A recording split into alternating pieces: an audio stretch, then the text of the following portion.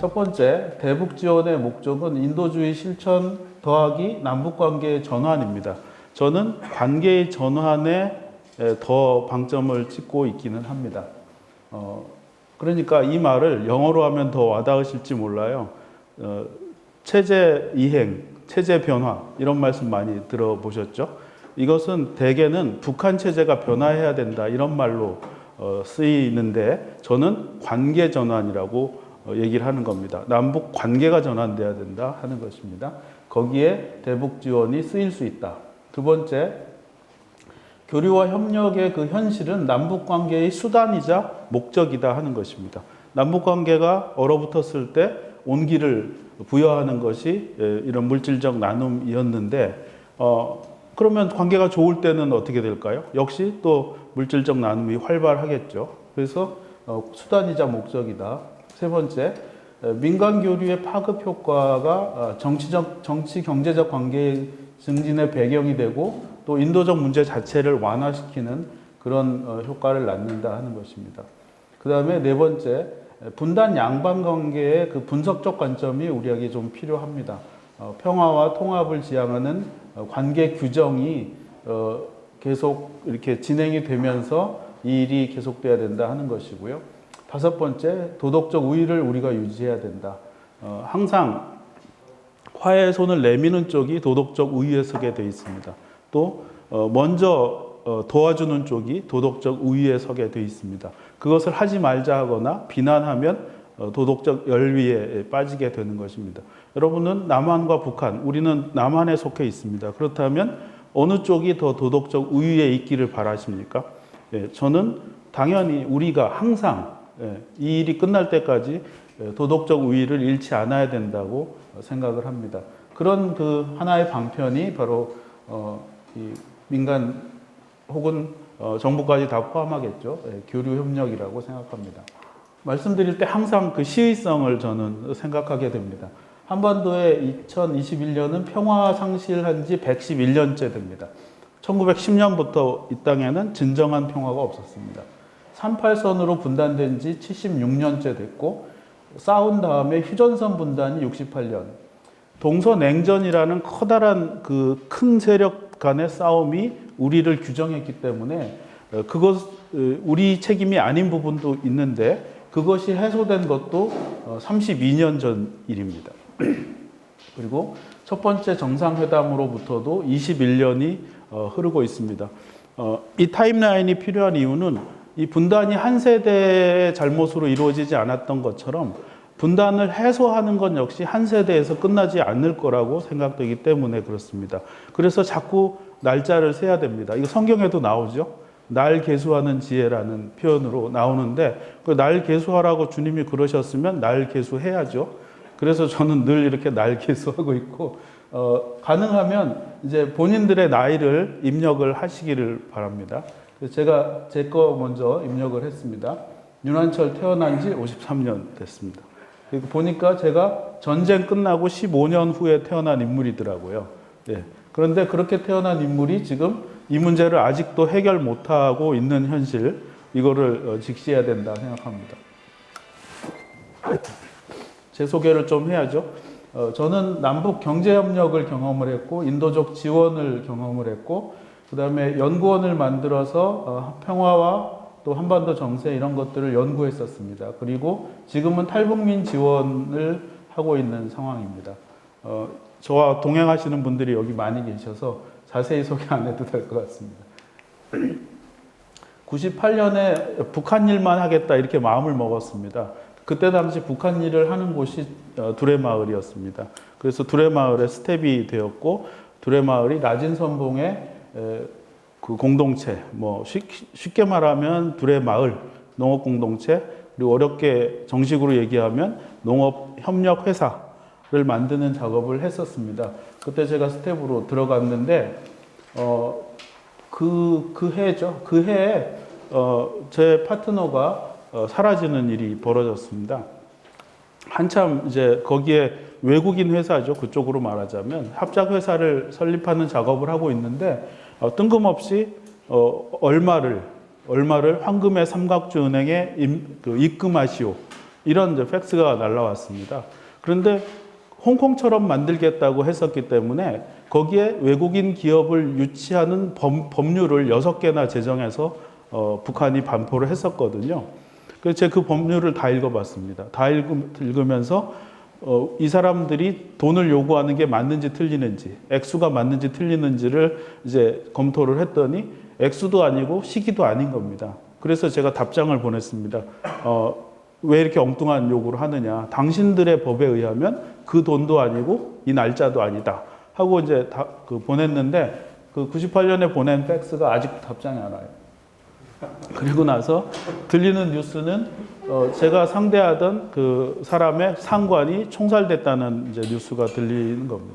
이 시기만 하더라도 북한은 개혁개방 초기였고 외화가 밀려드는 상태였고 또 그것이 어떤 여러 가지 희망과 더불어 부패를 만들어내는 그런 상태였던 것으로 추정이 됩니다. 북한은 이렇게 해서 라진 선봉을 실패했고 두 번째로 신의주를 특구로 열겠다고 하면서 엄청난 파격, 우리도 하지 않는 파격, 외국인을 행정장관으로 임명하는 엄청난 파격을 시전을 했었습니다. 그런데 그거는 또 중국이 그 양빈이라는 그 행정장관을 감옥에 가두면서 실패했습니다. 세 번째 시도가 개성공단이었습니다. 개성공단은 실패했다고 할 수 없는 그런 상태였죠.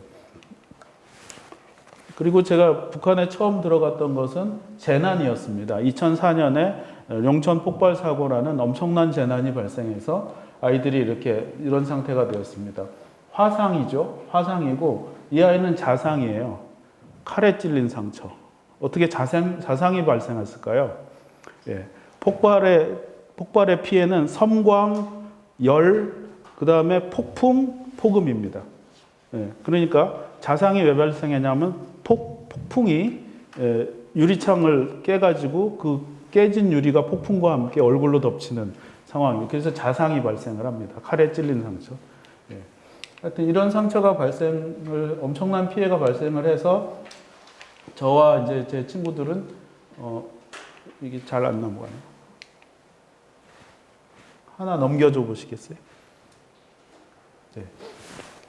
그 단동으로 갔습니다. 예, 신의주하고 용천은 신의주 바로 밑이고 거기에 제일 가까운 중국은 이제 단둥이었고요. 지금 북한의 입국 절차는 받기 어려웠기 때문에 단둥에 가서 단둥 시장에 있는 그 물건들을 거의 다 싹쓸이하다시피 구매를 해가지고 이제 그 다리를 건네서 보내주는 그런 일을 한 일주일 정도 하고 왔습니다. 그때 당시 언론들이 쫓아와서 이렇게 취재한 그런 내용이고요.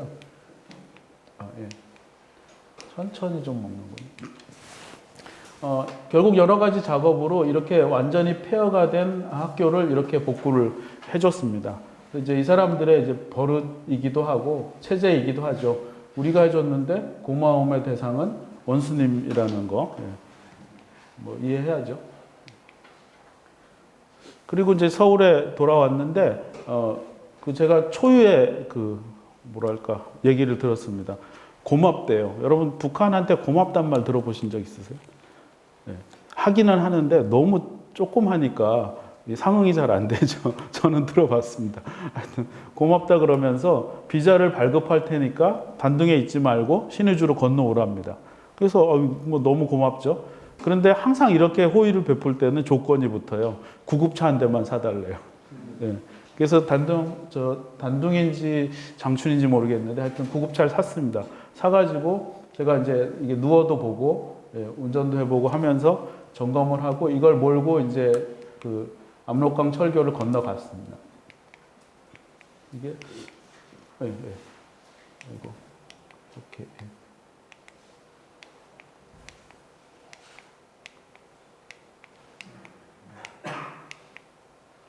이게 노트북을 가져올 걸 제가 잘못했습니다. 건너갔고 아까 그 학교 내부가 이렇게 완전히 고쳐진 모습입니다. 여기 듀오백 의자 보이시죠? 예, 남쪽 걸로 다 바꿔줬습니다. 그 다음에 요거는 이제 들어갔을 때 첫날인 것 같은데 들어가자마자 갈등을 겪기 시작합니다. 여기 이제 신의주의 압록강 려관이라는 곳인데요. 제 얼굴이 흐릿해서 다행입니다만은 굉장히 찡그린 얼굴입니다. 왜냐하면 저는 들어가자마자 그 치료된 아이들을 보여달라 그랬거든요. 근데 이 사람들은 그럴 수가 없다는 거예요. 그냥 관광하고 가래요. 그래서 나는 에이드 워커고 그 후원자들의 돈을 걷어서 집행을 했기 때문에 그걸 확인시켜 드리는 게 나의 일이다. 그리고 그게 국제적인 규칙이다. 이렇게 이제 고집을 부렸는데 부딪힌 거죠. 부딪혀서 그 일정 다 취소시켜 버렸어요. 그리고 이 아이들 만나는 일정 먼저 잡아달라 그랬더니 6시간 걸린다는 거예요. 그 상부에 한번 보고하고 대답 듣는데, 그래서 6시간 동안 뭐 하실 거냐고 해서 낮잠 자겠다 그랬습니다. 마침 이제 수면도 부족하고 그래서 이제 호텔 방에서 첫 일정이 낮잠이어서 진짜로 잤어요. 자고 일어난 얼굴이거든요, 이게. 이렇게 가만 보니까 보여줄 것 같지가 않아요. 그래서 저는 목표를 좀 바꿨습니다. 원칙을 강하게 어필하고 나는 집에 가겠다. 이런 내심 목표로 바꿨습니다. 그리고 나서 베이징에 마침 와 계신 홍정길 목사님한테 전화를 걸었습니다.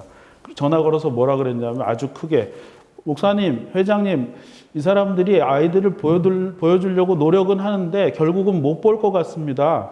그러니까 용천 사고에 대한 모든 지원은 이제 중단하시는 게 좋을 것 같아요. 이렇게 이제 통화를 길게 크게 실제로 그 장면입니다. 그 전화 걸어주는 여성이고요. 이렇게 수화기를 넘겨주고 자기도 듣고 있어요. 자, 그러면 이 통화는 이 여성만 듣겠습니까? 예, 저랑 옥신각신했던 친구들이 다 도청하고 있습니다. 전 도청을 역이용하고 있는 겁니다. 어떤 일이 벌어졌을까요? 예.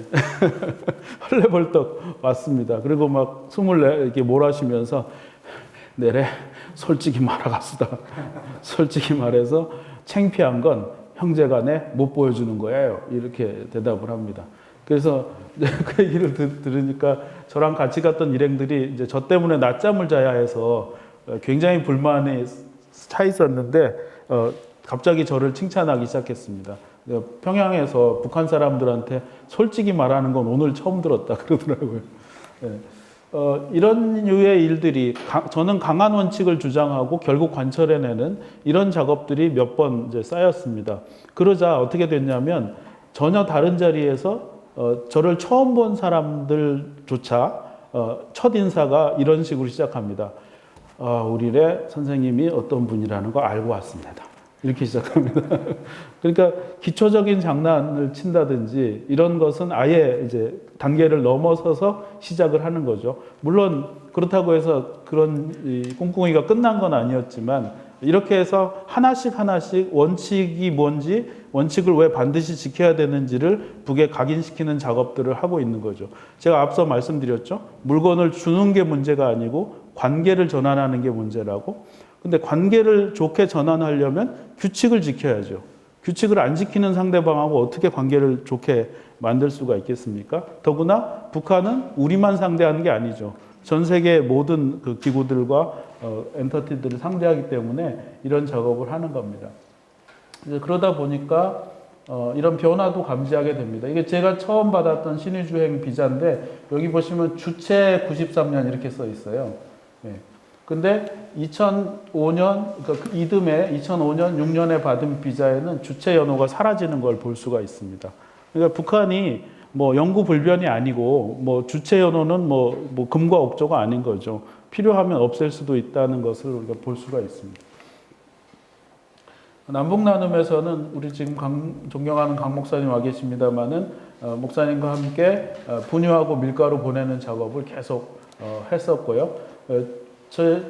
요 디자인 보세요. 밀가루 20kg, 십자가, 한국 기독교. 이 디자인이 투박해 보입니까? 아니면 세련돼 보입니까? 제가 한 건데요. 지금 누가 좀 투박하다고. 감사합니다.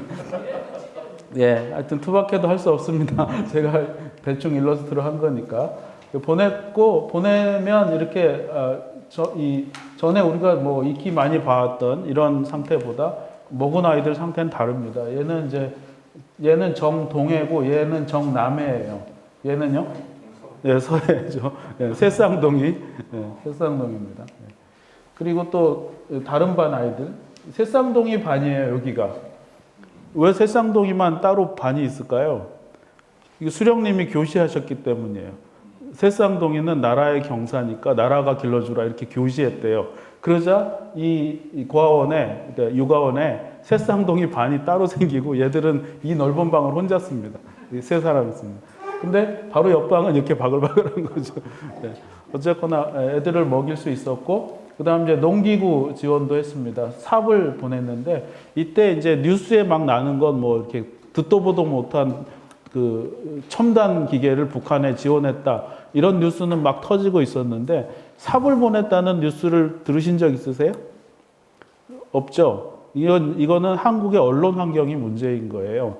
특이한 것만 보도하는, 그러니까 사람이 개를 물어야 보도하는 이런 이제 것 때문인데, 그러면 북한의 동력 농기계가 더 급할 것 같아요? 아니면 이 손으로 하는 게 더 급할 것 같아요?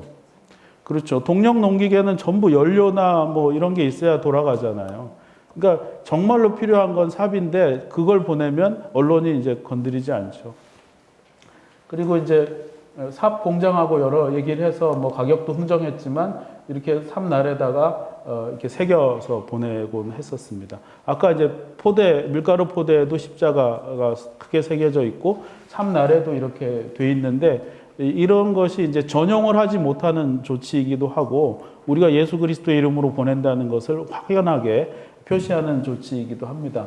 재밌는 거는 이 삽은요, 우리가 확인하지 않아도 다른 친구들이 방북해서 니네 삽 어디서 쓰더라고 계속 이렇게 보고가 자동으로 들어온다는 그런 장점도 있었습니다. 예. 그다음에 이제 그 아이들에게 채소도 먹여야 되기 때문에 평양에다가 그 시설 영양액 재배라고 합니다. 양액 재배로 오이와 토마토 같은 것을 해주기도 했고요. 그 다음에 연해주의 이슈가 있었죠. 연해주의 그 고려인들에게 일자리를 만들어줘야 되는데 감자 농사를 짓게 해드렸고, 그 감자를 연해주에서 열차에 실어가지고 북한 지역으로 보낼 수 있었습니다. 그리고 그 보낸 감자를, 이분이 누구냐면 백봉일 목사예요. 그때는 전도사였는데 조선 그리스도교 연맹의 동수교회 목사입니다. 그러니까 이 양반이 평양에서 여기 청진의 라남역까지 와서 감자를 확인했다는 그 사진을 우리에게 보내준 겁니다. 재밌는 것은 이 북한은 모든 물자를 평양에 집중시키기를 원하고 있습니다.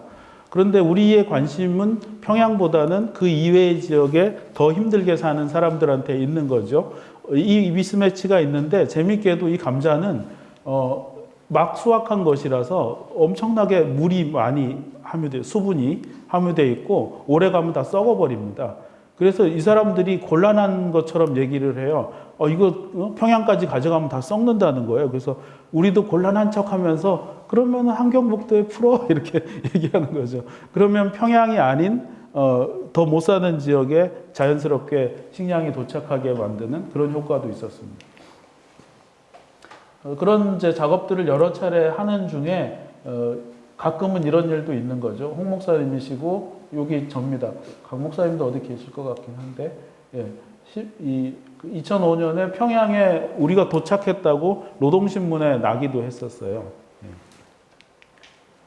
그다음에 또 이런 작업을 하니까 우리는 모니터링, 그러니까 후원자들을 모시고 가서 현장 확인해야 된다, 이런 명분이 생기고, 그럴 때 가능하면 많은 분을 모셔가는 게 저의 또 목표죠. 왜냐하면 아까 말씀드렸다시피 관계의 전환이 중요한 것이고, 선교적 측면에서도 마찬가지죠. 여러분, 안 만나는 선교가 가능합니까? 일부는 가능하겠죠. 뭐 전파니 뭐니 하는데, 어떤 분들을 보면 만날 일은 아예 일부러 차단하시고 그냥 계속 전파나 뭐 풍선이나 이러고 싶은 분들도 계신 것 같아요. 그래서 저는 굉장히 모순된 태도라고 생각하는데, 어쨌거나 많이 만나게 해드려야 되지 않겠어요? 그래서 엄청나게 만나게 해드렸고, 뭐 손님들 중에는 말을 잘 듣는 분들도 있었고, 뭐 강경민 목사님처럼 말 잘 안 듣는 분도 계셨고 그랬지만 꼭 참고 이렇게 우리 목사님 큰 사고 한번 치신 적이 있거든요. 나중에 들어보십시오.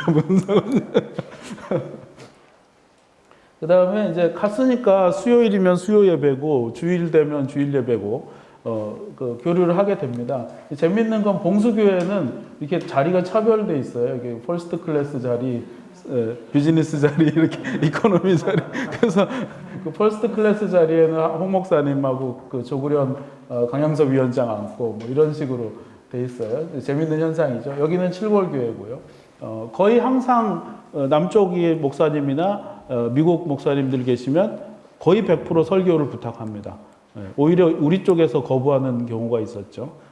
설교 안 한다 그러면 대표 기도 시키고, 대표 기도 안 한다 그러면 특송이라도 하게 만들어서 예배에 꼭 참여시키는 그런 것들을 볼 수가 있습니다. 그리고 가정교회가 있습니다. 이건 형제산 가정교회 모습인데 한 5군데 이상의 다른 가정교회를 데려갔던 걸로 기억합니다. 그런 작업을 하다 보니까 우리한테 집도 지어달라는 거예요. 그러니까 분유, 밀가루 이런 것만 보내다가 보니까 자, 집부터는 좀 고민이 생기지 않습니까? 여러분, 집이 인도적 구호물자입니까? 아닙니까? 잘 생각하세요. 집이 구호물자예요? 아니에요? 네. 사고가, 제가 도전적 질문하니까 좀 답을 할 수 있으신데, 헤비타트가 뭐예요, 그럼? 네, 집주잖아요. 그죠? 집은 구호물자예요. 그러니까 어디다가 어떤 집을 지어주느냐가 문제죠. 여기 서초구에다가 아파트 지어주면 그건 구호물자가 아니지 않습니까? 네. 그러니까 대뜸 우리의 이제 그 반문이 그거예요. 어디다가 집 지어주랴? 그렇게 질문하는 거죠. 그거는 그랬더니 평양에다가 아파트 지어달래요. 그건 구호물자가 아니죠. 이런 지하에 이제 거절했고요. 이 거절이라는 것은 북쪽으로 하여금 숙고하게 만드는 겁니다. 우리의 윤리 체계가 뭔지, 어떤 원리에 의해서 누군가가 후원을 해서 누군가를 돕게 되는지 하는 것에 대해서 고민하게 만드는 겁니다. 그걸 자기들이 스터디를 했겠죠. 그러고 난 반응이 그러면 시골에다 하겠냐 이거예요. 그래서 이제 시골로 가자 그랬더니 또 지나치게 심하게 시골로, 좀 하여튼 과해요. 평양에서 무려 70km 떨어진 곳에 사리원 옆에 천덕리라는 곳을 선정을 해줬습니다. 남한이 더 가까운 곳이에요. 여기 이제 구글 어스로 제가 현장 확인을 했고요. 근데 그렇게까지 멀리 갈 필요가 없습니다. 이거 평양이에요. 예? 그러니까 평양, 이게 행정구역상 평양 시내나 아니면 70km 떨어진 곳이나 그게 그거란 말입니다. 예. 그러니까 제가 과하다고 얘기를 하는 거예요. 어쨌거나 뭐 거길 배정을 해줬고 그 현장 확인해봤더니 이제 주택 상황이 이런데 멀리서 보면 멀쩡한 것 같은데요. 유리창이 하나도 없어요.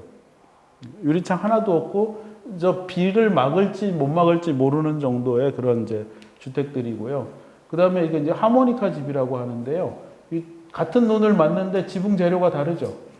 네. 요만큼이 한 집이에요. 또 요만큼 한 집이고요. 그리고 어떤 물을 먹죠? 네. 열린 우물에서 이렇게 바가지로 길어 먹는 물을 먹고 있잖아요. 그리고 유리창은 하나도 없습니다.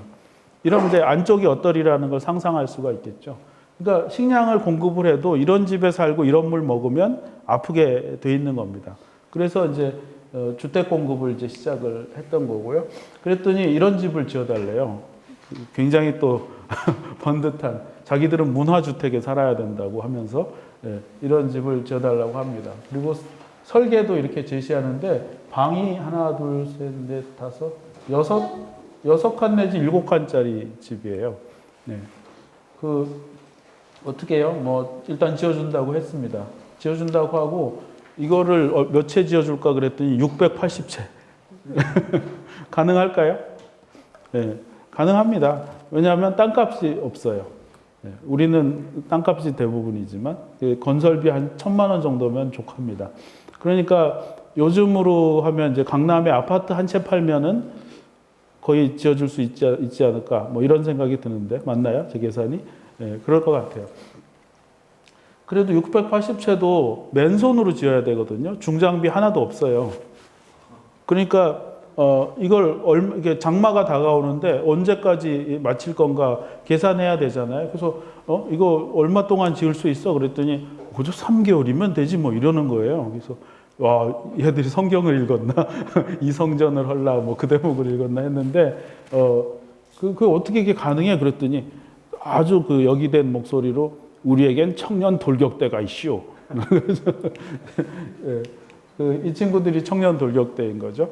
예. 그러니까 인민군의 한 절반 정도는 건설 노동자라고 보시면 됩니다. 그러니까 어렸을 때, 그러니까 우리로 말하면 고2 정도 나이에 와서 최장 한 13년 정도 복무를 하는데 그 기간 동안에 이제 건설하는 겁니다. 요즘 뉴스도 마찬가지예요.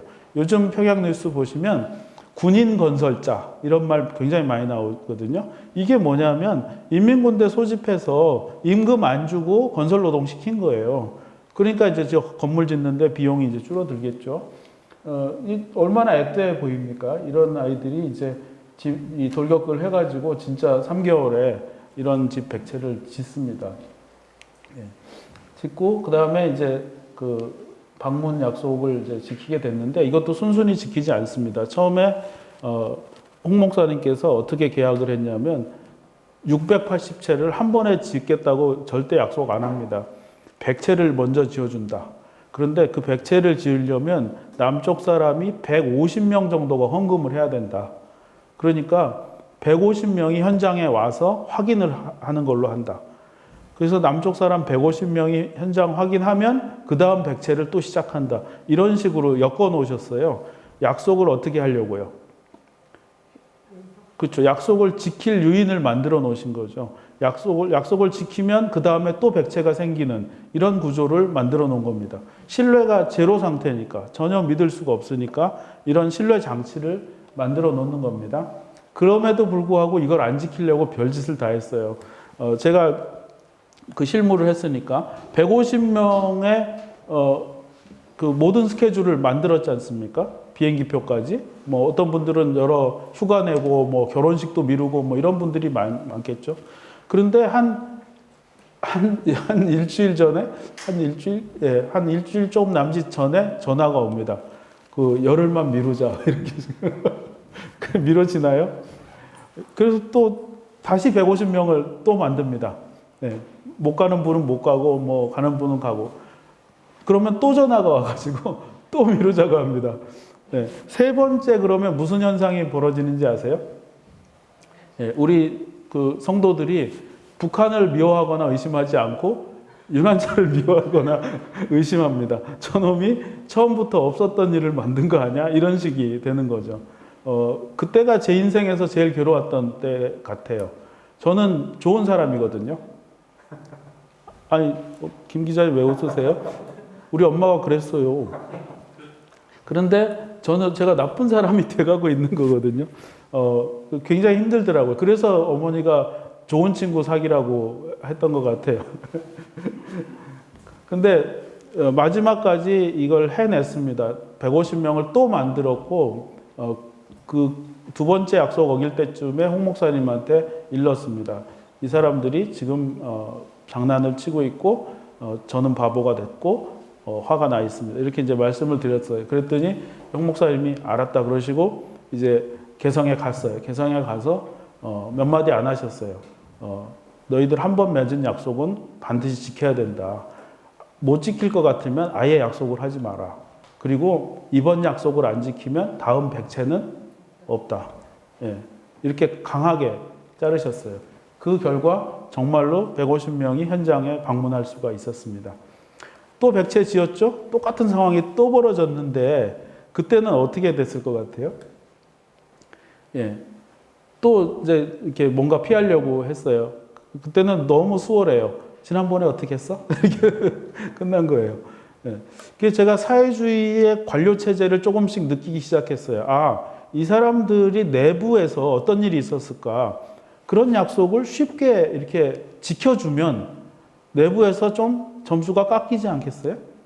예. 저항을 하고 약속을 깨고 유리한 것만 받고 불리한 것 뱉어내는 이런 작업을 하려고 했을 텐데 한 번 밀렸단 말이에요. 우리의 그 강경한 태도에 한 번 밀려서 허용이 됐고 이 길이 뚫렸잖아요.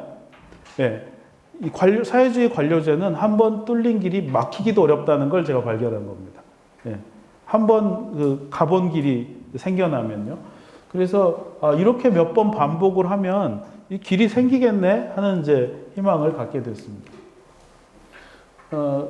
설계가 또 문제였습니다. 아까 그 보여드린 그 커다란 집, 칸이 많은 집은 추울 수밖에 없거든요.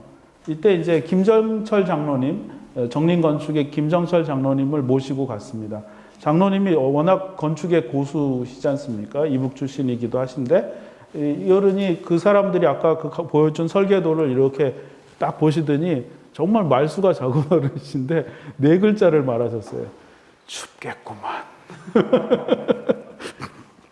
그러자 이 사람들이 거의 뭐 무릎 꿇는 심정으로 장로님 설계해 주시라요.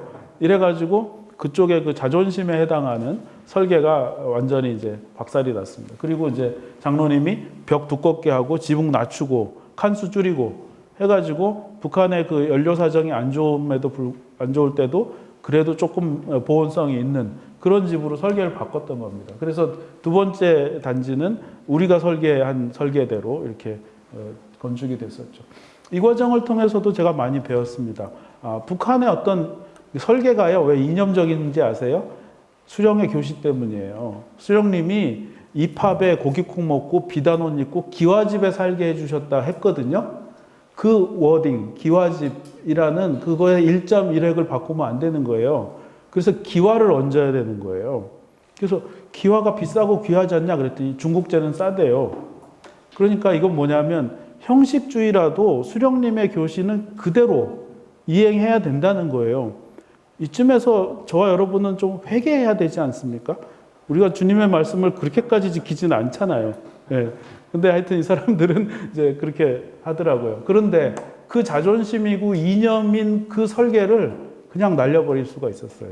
예. 이런 경험을 하면서, 이게 자꾸 부딪히면 뭔가 합리적으로 바뀌는 게 있는 거구나 하는 생각을 하게 됐던 겁니다. 계속 이렇게 부딪혀야 되겠다 생각을 했던 거고요. 그 다음에는 이제 개성의 이슈가 생겼습니다. 뭐냐면 모짜리 비닐인데요. 여러분 모짜리 비닐을 주는 게 그 식량을 주는 것보다 한 10분의 1 정도 비용을 드는 겁니다. 그러니까 굉장히 고효율적인 식량 지원이라고 보시면 돼요. 벼를 한 달 일찍 시작하게, 벼농사를 한 달 일찍 시작하게 만드는 작업이거든요. 근데 이때도 이슈가 많았습니다. 이거 누가 찍었는지 몰라도 굉장히 심각하게 협상하는 그런 장면인데요. 그냥 짧게 말씀드리면 모짜리 비닐은 얇아야 됩니다. 햇빛이 투과돼야 되기 때문에. 또 일항 규격에 딱 맞아야 되는 거고 딱 필요한 때와 양이 있는 거거든요. 그런데 부딪힌 겁니다. 북한에서는 두꺼운 걸 달랍니다. 두꺼운 비닐을 달라. 그 다음에 경로는 배편으로 평양으로 달라. 이런 식으로. 이게 무슨 일이냐면요. 모짜리, 그 비닐은요, 두께가 가격이에요.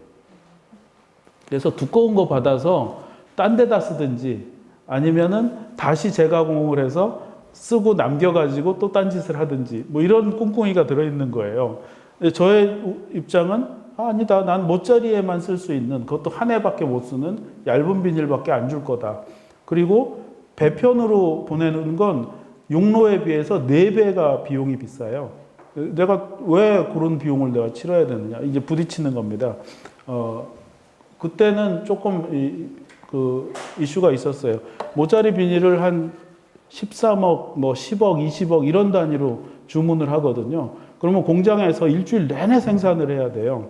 우리 협상하러 갈 때는 이미 제가 발주를 해놓은 상태예요. 10억, 20억 어치를 발주해놓고 가거든요. 근데 이게 협상이 잘 안 되면 어떻게 될까요? 네, 저는 그 비닐에서 살아야 될지도 모르는 거잖아요. 이거를 북쪽 친구들이 알아요. 알고 어떻게 하냐면 자기들 고집을 하다가 안 되면 안 될 것 같으니까 그럼 하지 말자 이래버려요. 그때 이게 뜨끔하죠. 근데 이게 뜨끔한 게 여기 나타나면 안 돼요. 포커페이스 팍 이렇게 아무 표정이 없이 그래 나 갈게 나와버리는 거죠. 네, 이런 식으로 협상을 깨고 나와버려야 돼요. 네. 하루는 개성에서 협상을 깨고 퇴근을 했어요. 되게 힘 빠지고 힘들더라고요. 그래서 이제 종로에서 놀고 있는데 그 전에 이제 목사님께 말씀을 또 드렸죠. 일러 바쳤더니 목사님이 뭐라 그러냐면 야, 그 비닐 러시아 보낸다 그래. 예, 용처가 생긴 거예요. 비닐에서 자지 않아도 되는. 그게 중요한 게 아니라 그 사실을 북에다 흘려야 돼요. 예, 너희들이 안 받으면 딴 데로 간다 하는 사실을 흘려야 되는 거죠. 그렇게 해놓으니까 이제 제가 놀고 있는데 아주 또 다급한 전화가 왔어요. 중국 번호가 떴는데 받아보니까 북쪽이에요. 예, 뭐라 그러냐면 또 떨리는 목소리로 우리가 그 육로를 열 테니까니 비닐을 생산하라. 근데 제가 거기다가 그 협상할 때 육로로 일주일 내내 트럭으로 파주에서 휴전선 넘어 개성에 갖다 주겠다 이렇게 썼고, 갈 때마다 12명씩 손님이 같이 갈 거다. 후원자가. 모니터링이죠. 이렇게 썼거든요. 근데 이 조건을 그냥 다 받아버린 거예요. 그러자 제가 곤란한 게 12명씩 데려가 갈 사람이 없었거든요. 일주일에 60명을 이제 조달을 해야 되니까. 그래서 제가 이제 저희 가족부터 이렇게 쉬운 사람들 있잖아요. 함부로 할 수 있는 윤은주 박사, 은상, 최은상 이런 분들. 그러니까 함부로 할 수 있다는 건 갑시다 해놓고 그 다음날 취소됐어요. 그래도 나한테 항의를 안 해야 되는 사람들이에요. 예, 그런 쉬운 사람들 이렇게 모아가지고 60명을 채워서 그 한 주간에 이제 왔다 갔다 했던 겁니다. 그래서 그 양반들은 다 무료로 갔다 왔어요. 가격을 산정할 여유도 없었거든요. 예, 지금 생각해도 조금 아깝긴 한데 이런 이제 벼락 같은 기회도 생깁니다. 그래서 이제 2005년에 또 시작을 한 거죠. 그리고 이게 모니터링도 너무 확실했어요. 이게 모짜리 철이 가까웠기 때문에 저희가 이 화물을 내려놓잖아요. 그리고 나서 밥 먹으러 가는데 그 사이에 각 촌락에서 와가지고 한 롤 한 롤 세가지고 다 분배를 해서 가져가요. 그 일행을 마주쳐요, 우리가. 네, 마주치고 또 며칠 지나면 아예 오가는 길에 이렇게 모짜리가 돼 있는 것을 직접 눈으로 볼 수가 있는 거죠. 그래서 이것처럼 이렇게 뭐랄까 효율적이고 확실하게 확인할 수 있는 작업이 없었고, 이게 2005년이잖아요. 이듬해 또 2006년에 이듬해 또 그런 일이 벌어졌고, 이렇게 한 3년 이상 그렇게 갔던 것 같아요. 이때도 또 마찬가지예요. 제가 육로를 뚫었잖아요. 모짜리 비닐 규격도 고집을 해서 이겼잖아요. 이듬해 똑같은 고집을 북이 부릴 수가 있는데 그냥 다 무산돼 버려요. 작년에 어떻게 했어가 끝이에요. 예. 그래서 그 사회주의 관료제의 세길 이런 것들이 굉장히 유효하다는 걸 느꼈고요. 점프합니다. 2015년에 또 수해가 났어요. 그래서 이때는 또 남북 관계가 여의치 않아서 제가 연길로 가가지고 연길에서 이 작업을 했습니다. 주머니 하나를 만들어서 여기에 라면, 속옷, 치약, 칫솔, 신발, 양말 이런 거 집어넣어가지고 키트를 만들어서 보내는 작업을 했는데요. 이 윤상혁 박사 아시죠? 예, 평양에서 일하고 있는 지금은 지금 나와 있습니다만은 윤상혁 박사 아버님이 신발 공장을 하시는 거 아시는 분은 아실 거예요. 그분이 이제 라진에서 신발 공장 하고 계셔서 그 신발 집어넣고 또 그 형제들이 같이 작업을 해가지고 이 수혜 지원을 또 했었습니다. 제 소개를 한다고 해놓고 그냥 너무 끝까지 얘기를 한 것 같아요. 북한 주민들과의 형평과 대북 제재 부분을 좀 말씀을 드리겠습니다. 장마당에 우리가 주목할 수밖에 없죠. 처음에는 그 로드사이드 마켓, 거리 시장으로 시작을 했었죠. 그리고 나서 결국은 제도적 시장으로 오게 되는데, 이 부분은 북한 주민들의 그 시민 정신을 우리가 기억해 놓을 부분이라고 생각합니다. 사실 고난의 행군 시기에도 시장이 열려 있었다면 굶어 죽지 않았을 거예요. 근데 그때는 배급에 절대 의존하는 상황이었는데 시장도 없었단 말이죠. 그러니까 배급이 끊기면 그냥 목숨이 사라지는 이런 일이 발생했던 거고요. 그 후에 이제 주민들은 이렇게 거리 시장으로부터 시작해서 3사 모여서 시장을 열게 됐던 겁니다. 근데 사회주의 계획 경제 하에서 시장이라는 게 말이 안 되는 건 아시겠죠? 북한 측도, 북한 정권도 이것을 닫으려고 굉장히 애를 썼던 모양입니다. 그래서 강한 규칙을 집어넣었어요.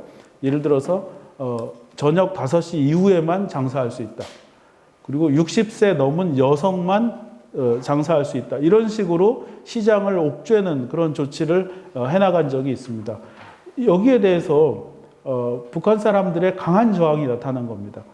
보통 우리 생각에 북한 주민들은 그냥 시키면 시킨 대로 한다 이렇게 알기 쉽지만 그렇지 않은 것도 많이 있는 것 같고 그 대표적인 것이 시장에 관한 것입니다. 그래서 뭐 얘기를 들어보면 뭐 당 간부들 멱살을 잡고 니네가 우리 먹여 살릴 거야 막 이런 식의 저항이 있었다고 합니다. 그런 저항과 뭐 정책이 옥신각신한 다음에 결국은 이런 상황이 된 거죠. 여기 보시면 똑같은 조끼를 입고 있죠. 예, 인허가가 있다는 것을 알게 되는 거죠. 그 다음에 이제 시장에 이제 그 존재가 커지게 되는데 이제 외국인들은 이제 위성밖에 없으니까 위성을 이런 식으로 관찰을 했던 모양이에요. 그 채하동 시장이라는 시장인데 신의주에 여기 보니까 이렇게 시장이 2002년, 4년, 9년 이렇게 변화되는 모습을 봤는데 갑자기 2012년에 시장이 사라진 거예요. 예, 빈 땅으로 바뀌어버린 거죠. 그걸 보고 나서 북한에서 시장 폐쇄했다 이런 얘기를 할 수가 있는데 그게 아니고 이게 그 채하동 시장이고 그 바깥 그러니까 시 외곽에다가 그 시장의 한 몇 배? 한 5배 이상 되는 그 장터가 새로 생긴 걸 알 수 있었던 거죠. 그러니까 시장이 사라지는 게 아니라 시장이 더 확대되고 있다는 것을 알 수가 있었고 16년 연구 자료에 의하면 북한의 시장이 404개입니다. 전체 매대수가 100만 매대가 넘어요.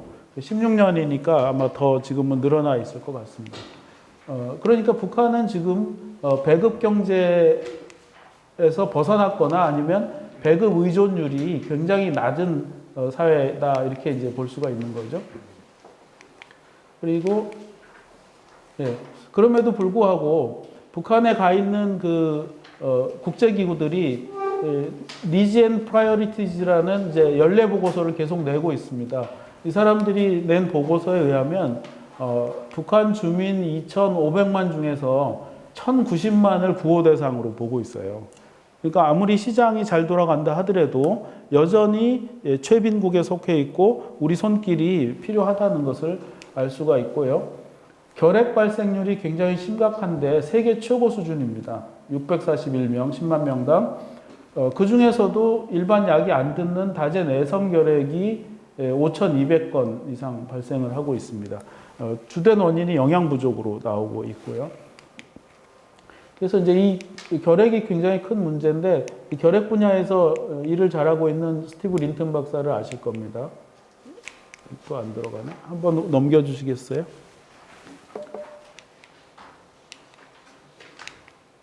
네. 그리고 지금 북한의 내부 상태를 추정하자면 대북 제재가 대개 세 겹이 쌓여 있는 겁니다. 한국의 독자 제재, 유엔 안보리 제재, 미국 제재. 이런 그 대북 제재는 바깥에서 북한을 봉쇄하는 상태죠.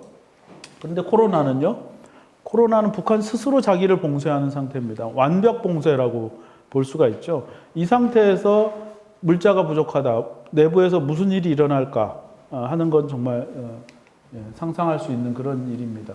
이중 봉쇄 상태인데 코로나가 영명이라고 지금 WHO에 표시가 되고 있어요. 믿어야 될지 안 믿어야 될지 모르겠는데 굉장히 과민한 건 사실입니다. 왜냐하면 한 번 뚫리면 방법이 없는 그런 상태이기 때문에 그렇죠. 지금 5월 21일 날 북미 회담 접촉을 한다고 하는데 그때 뭐 당연히 미국 쪽에서는 백신 얘기를 하지 않을까 뭐 이런 생각을 하고 있고요. 백신 뭐 코로나는 코로나라고 치고 플루라든지 조류 독감 이런 거는 그냥 남북이 통일돼 있어요. 그렇지 않겠습니까? 생태계를 어떻게 분단시켜요? 재밌는 그림인데요. 그 돼지 열병의 그 전달 그 경로하고 목함지뢰가 떠오르는 경로가 같아요. 그러니까 이쪽 강화도 쪽에서 또 한강 상류 임진강에서 목함지뢰가 발견이 되는 지점을 찍어봤는데 이 지점들이 돼지열병이 들어오는 그 지점하고 같다라는 것을 이제 알 수 있습니다. 한반도가 그냥 뭐 연결돼 있다. 분단은 우리끼리 한 것이다라는 걸 알 수 있죠. 그리고 전 세계의 그 대외 원조의 규칙은 계속 바뀝니다. 어쩔 때는 그 인권 중심의 접근 뭐 이런 식으로 또 어쩔 때는 이 New Millennium Goals 이런 거. 그 다음에 15년에는 SDG입니다. Sustainable Development Goals. 이런 식으로 전 세계 9호 공동체의 공동 목표가 바뀝니다. 이게 무슨 뜻이냐면 북한은 지원을 거의 받아야 되는 나라지 않습니까? 수원국에게 요구하는 규칙이 달라진다는 뜻이에요. 네. 그러니까 옛날에는 이러이러한 통계, 이런 조건, 이런 걸 요구했다면 또 이 규칙 바뀌면 또 다른 규칙을 북한에 요구하는 겁니다.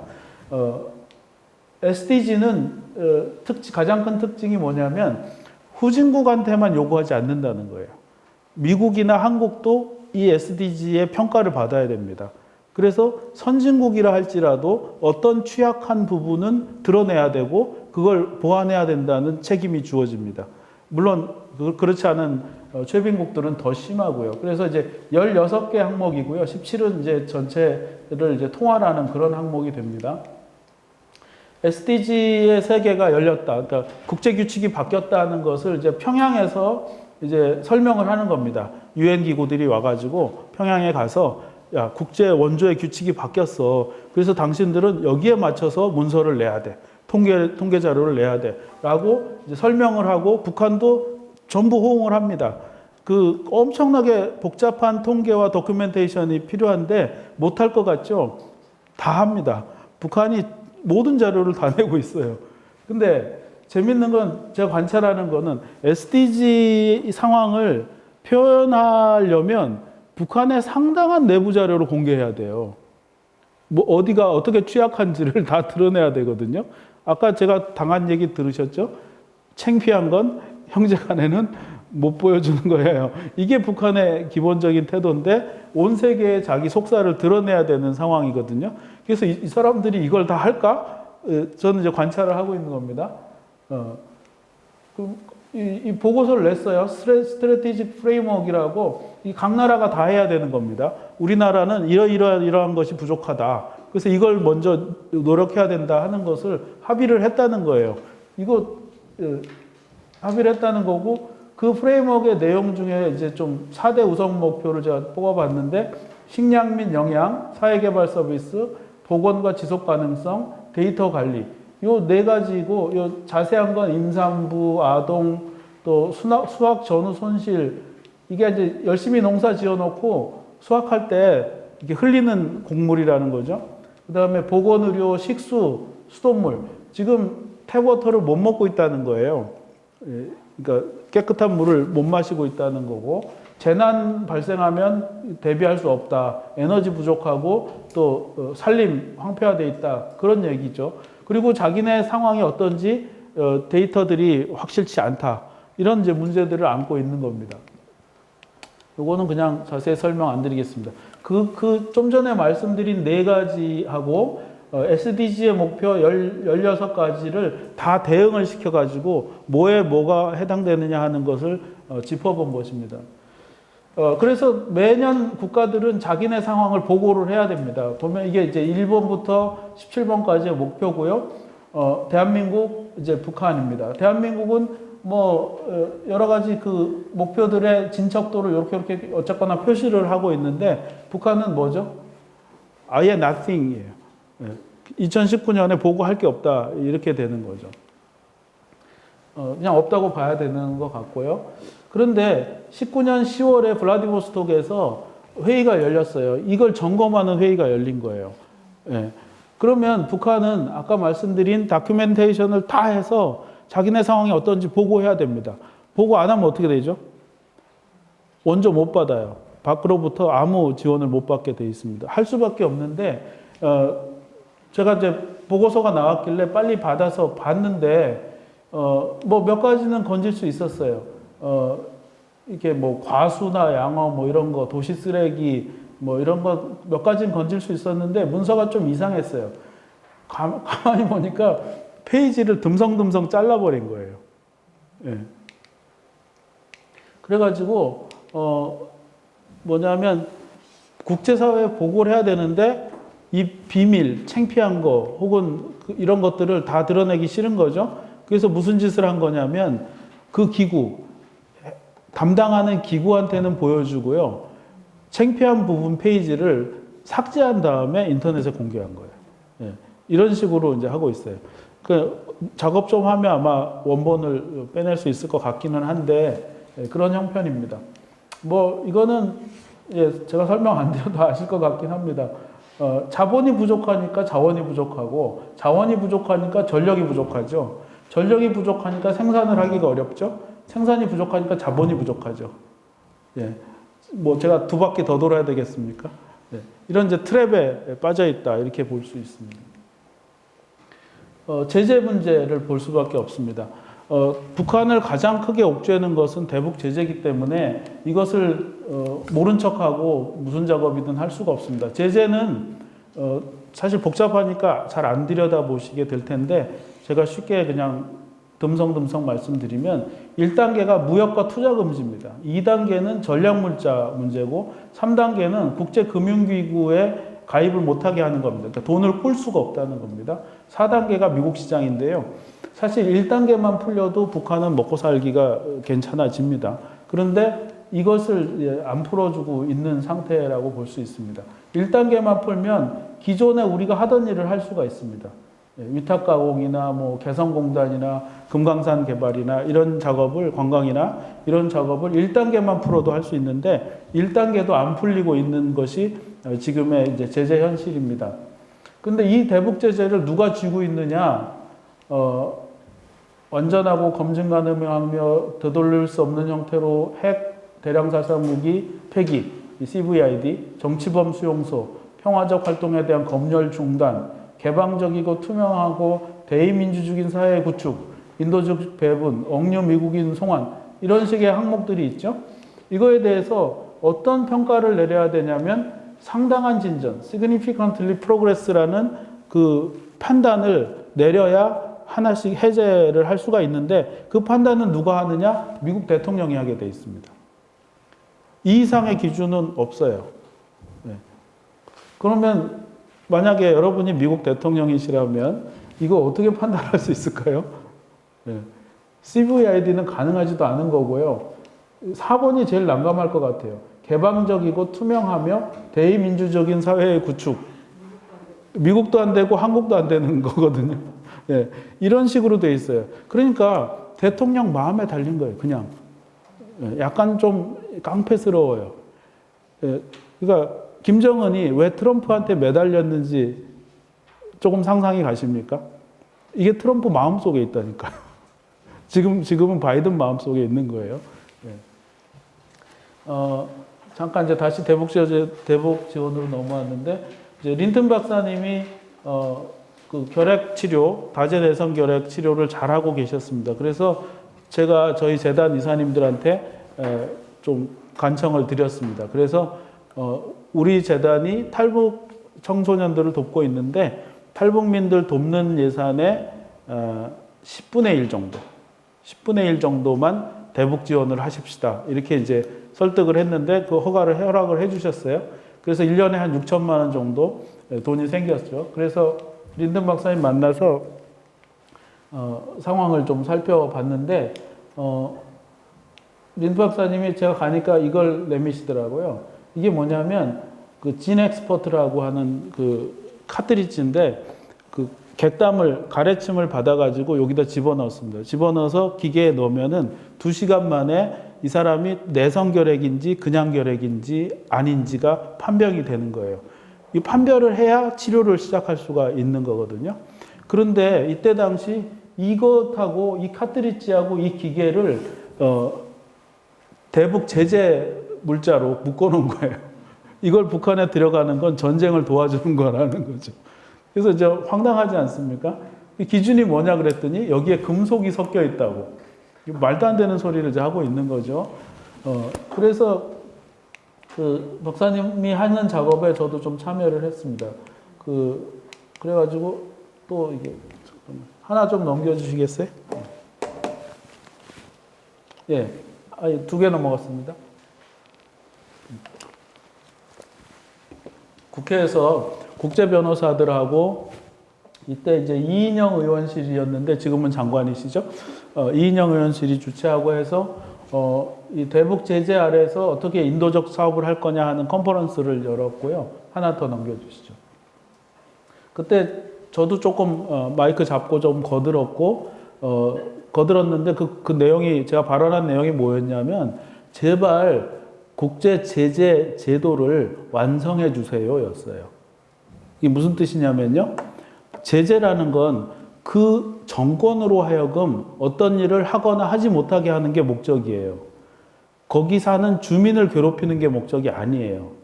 그렇기 때문에 어떤 물자를 차단하거나 허용을 할 적에 그 주민들을 괴롭힐 물자를 차단하면 안 되는 거예요.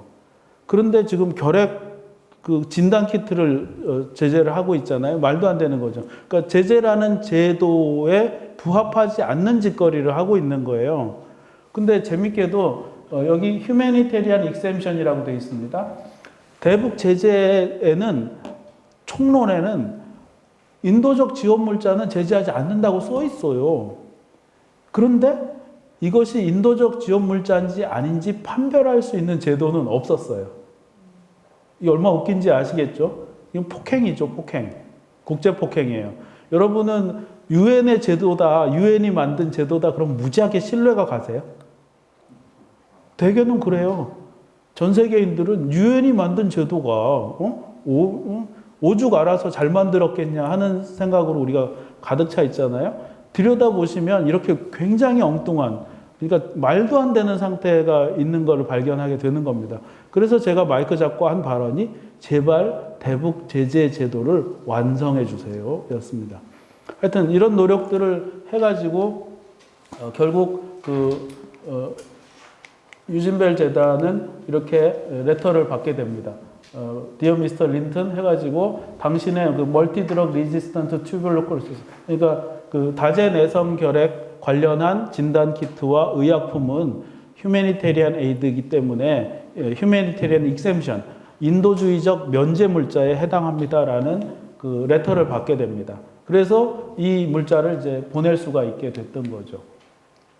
그래서 그렇게 이제 제도를 뚫고 이제 린튼 박사님네가 이제 약을 보낼 때 저희도 돈 내서 똑같은 그 가게에서 약을 사가지고 추가를 해서 보내는 겁니다. 요 세 덩어리가 무려 6천만 원어치예요. 약이라는 게 얼마나 비싼지. 그렇게 해서 2해 동안에 이제 작업을 했습니다. 이런 게 이제 대북 지원, 제재 하에서 일어나는 대북 지원의 현실이라고 말씀드릴 수 있습니다. 전에하고 다른 현상이 발견이 된 겁니다. 확장되지 못한 남북 관계, 이렇게 이제 이름을 붙였는데 확장돼야 된다는 소리죠.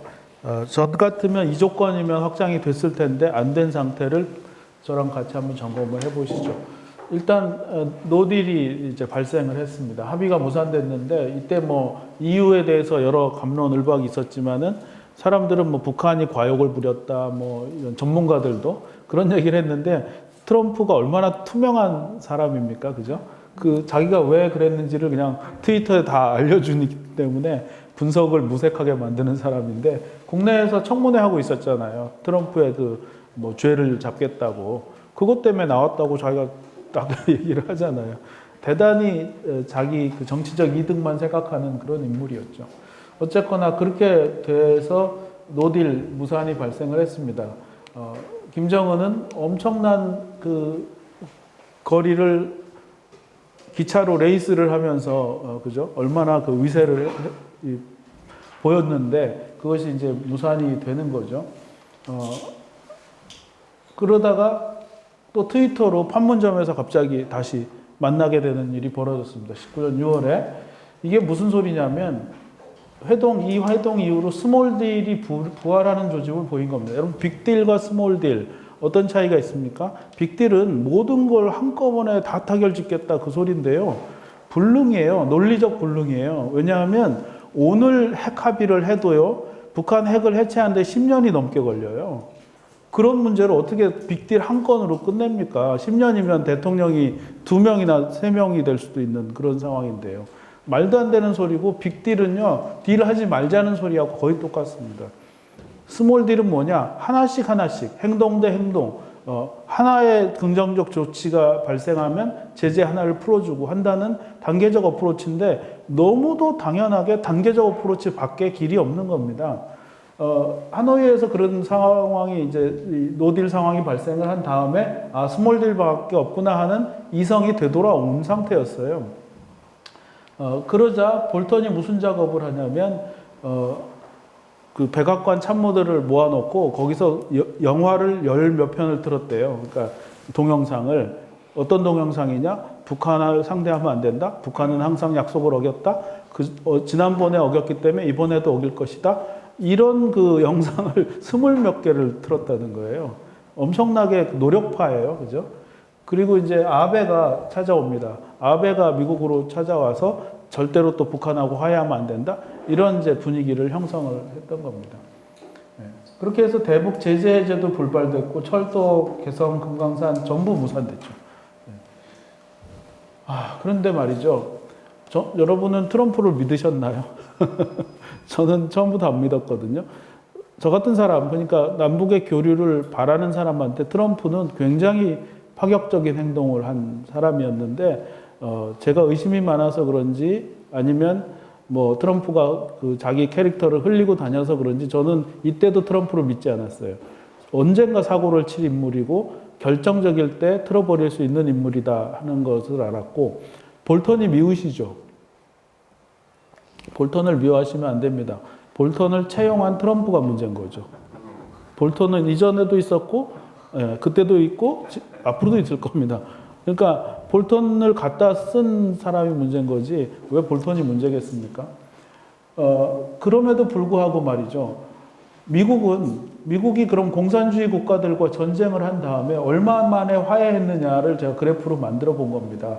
미국은 중국하고 전쟁을 했었고, 베트남하고 했었고, 북한하고 전쟁을 했었습니다. 중국과 북한은 같은 전쟁을 말하는 겁니다. 한국 전쟁의 양으로 보나 기간으로 보나 한국 전쟁의 60~70%는 미중 전쟁입니다. 중국하고 전쟁을 한반도에서 벌이고 나서 25년 7개월 2일 만에 수교를 합니다. 누가 먼저 수교하자고 했을까요? 미국, 중국. 모르는 척 하세요. 핑퐁 외교가 뭔데요? 네. 미국이 지극정성을 들였습니다. 지극정성을 들여서 중국하고 수교를 이뤄냅니다. 30년이 지나가기 전에. 베트남하고 엄청 오래 싸웠습니다. 8년 반을 싸웠는데 베트남하고도 22년 6개월 9일 만에 정상적인 외교 관계로 돌아갔습니다. 역시 누가 먼저 하자고 했을까요? 미국입니다. 오히려 베트남 내부에서 어떻게 저렇게 극악무도한 자들과 수교를 하냐 하는 반대 여론이 강했고요. 그러자 미국은 베트남을 경제 제재를 하기 시작합니다. 익히 들어왔던 말이죠. 경제 제재. 네. 지금 북한에 하는 것처럼 베트남을 압박하기 시작했습니다. 그래서 베트남은 어쩔 수 없이 미국과 수교를 하게 됐던 겁니다. 이게 토탈 31년 3일이 걸렸습니다. 중국하고는 토탈 28년 3개월 10일, 전쟁까지 포함입니다. 자, 북한은요. 오늘이 12일이죠? 오늘 만약에 북한하고 수교한다면 토탈 70년 10개월 17일이 걸리는 겁니다. 이게 정상이라고 생각하십니까? 역사적 빅데이터를 보세요. 다 공산주의 국가예요. 여기는요, 핵을 가진 일당 독재 국가예요. 무슨 조건이 다르죠? 이해관계밖에 다른 게 없는 거죠. 이런데 가치 외교를 한다고 해요. 인권, 평화, 비핵. 믿어지십니까, 여러분? 이 빅데이터를 보고도? 무슨 놈의 가치 외교예요? 자기들이 원하면 하는 거지. 대만은 그럼 가치가 없어서 버렸나요? 중국하고 수교할 때? 그렇지 않잖아요. 예. 그런 걸 보면 속아 넘어가면 안 됩니다. 거짓말은 거짓말인 거예요. 예. 넘어가기로 하고요. 공동연락사무소가 열렸습니다. 우리 다 기도했던 거 아닙니까? 남북 간에 공동연락사무소, 수교 이런 걸 기도했었고 그게 눈앞에서 벌어지는 것을 봤습니다. 그리고 제가 아까 협상을 하고 협상을 깨고 나왔던 곳도 다 여기였어요. 네. 그런데 그렇게 해서 잘 됐다 이렇게 보고 있었어요. 그리고 또 아는 사람들이 거기 가서 일하게 되더라고요. 그래서 속으로 박수를 치고 있었어요. 근데 누가 만나자고 하더라고요. 만나서 명함을 받아봤는데 분명히 통일부 대한민국 공무원인데 주소가 북한이에요. 황해북도 개성시 판문동 주소를 가진 대한민국 공무원 명함을 제가 본 겁니다. 너무 기뻤는데 그러나 북측이 하노이 노딜이 나면서 소장회의를 6개월 동안 중단시켜버리고 3월 달에는 전원 철수를 하더라고요. 그래서 제가 페이스북에 썼잖아요. 출근시켜라. 썼더니 3일 만에 복귀를 하기는 했습니다. 말을 또 하면 듣는 그런 맛은 또 있어요. 근데 문제는 이게 완벽한 종속 변수가 돼버린 거죠. 트럼프라는 빅딜의 상대만, 빅브라더만 이렇게 상대하고 남한과의 관계를 이렇게 도외시하는 그런 모습을 북이 보여왔던 겁니다. 문재인 정부 들어서 회담이 확 재개가 됐죠. 이렇게 재개가 됐는데 그 노딜 난 다음에 제로건으로 이렇게 줄어들어 버렸어요. 남북 회담이. 그 다음에 상호 방문도 마찬가지예요. 보통 북한에 대해서 평화로운 어프로치를 하고 교류 협력을 중시하는 정권 하에서는 남북 교류의 양이 늘어나야 됩니다. 서로 사람들의 왕래가 늘어나야 되는데 늘지 않고 있는 것을 보실 수가 있죠. 상거래도 마찬가지입니다. 박근혜 때 상거래가 유지된 이유가 뭘까요? 그렇죠. 개성공단 때문에 유지가 됐던 겁니다. 개성공단 닫자 이렇게 돼버린 거고, 그러면 다시 정권이 바뀌었고 우호적인 교류협력 정권으로 바뀌었으니까 늘어나야 되는데 늘어나요? 안 늘어나고 있지 않습니까? 상거래도 끊겼죠. 대북 지원도 마찬가지입니다. YSDJ 노무현 이렇게 갑니다. 이명박 때 모든 걸 이건 거의 제로나 다름없어요. 왜냐하면 노무현 대통령 임기 때 만들어 놓은 거를 팔로우한 거기 때문에 없다고 보시면 됩니다. 박근혜 때는 그마저 거의 없애버렸던 거죠. 근데 왜 문재인 때는 왜 또 이래요? 이거는 북이 안 받은 겁니다. 북이 안 받은 겁니다. 그러니까 옛날 같았으면 평화 교류를 추구하는 정권이 들어섰을 때 사람의 왕래, 물자의 왕래, 이산가족 상봉 이게 다 선순환을 일으켜서 커져야 되는데도 불구하고 하나도 어떤 효과도 보지 못하고 정체돼 있거나 오히려 줄어드는 상태를 보여준 겁니다. 굉장히 비정상적인 현상이 지금 벌어지고 있는 거라고 볼 수 있습니다. 이건 좀 이따 설명을 드리고요. 이산가족 상봉도 마찬가지입니다. 이게 인도적 지원이나 경제 교류하고 거의 연동이 돼요. 이산가족 상봉도 이런 패턴을 보이고 있어요. 2019년 들어서 한 건도 없습니다. 한 건도. 정말 참담한 그런 상황을 보여주고 있죠. 그리고 20년, 작년 6월에 이런 일이 발생을 했던 겁니다. 김여정이 이걸 폭파하는 시위를 벌였던 거죠. 남북 연락사무소를 폭파하죠. 그때 분위기가 굉장히 험했던 걸 기억하실 겁니다. 대북 전단을 막 문제 삼고 이러면서 이걸 폭파시키고 그 다음에 어떤 군사 행동을 하겠다는 그런 어떤 위협 이런 상황이 발생을 했었죠. 그런데 어떻게 갑자기 딱 끝났을까요? 기억나세요? 김여정이 앞에서 굉장히 강경한 태도를 보이다가 갑자기 김정은이 대북 군사 조치를 다 유예해라 하는 명령을 내리거든요. 그걸로 상황이 끝나버렸어요. 이게 며칠 걸린 게 아니에요. 폭파가 17일이고요. 대남 군사행동 차려가 24일이에요.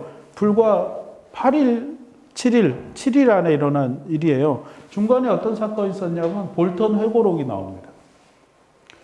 이거죠.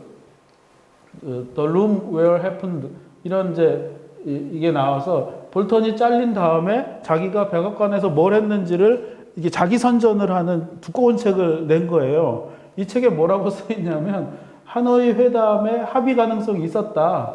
그런데 자기가 망가뜨렸다 그 소리예요. 그 다음에 협상한 스몰 딜, 국무부는 스몰 딜로 아까 제가 말씀드렸죠. 스몰 딜만이 워킹하는 딜이라는 거. 그걸 폐기시킨 게 볼턴, 네오콘, 아베 3자였다. 내가 이루어낸 업적이다. 이렇게 얘기하고 있는 거예요. 그리고 여러 가지 또 마찬가지입니다.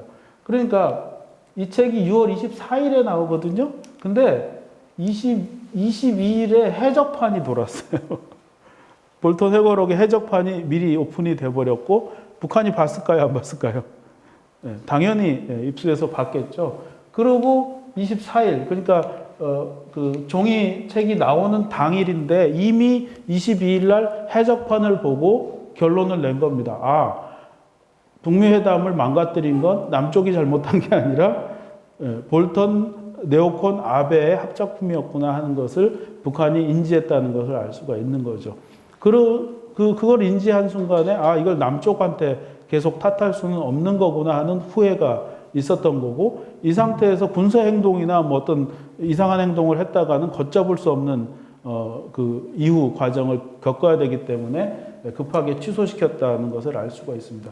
그러면 이 평화 문제에 대해서 진짜 적이 누군지를 이제 우리는 알 수 있는 거죠. 볼턴, 네오콘, 일본의 주류 세력, 이렇게 이제 알 수가 있는 겁니다.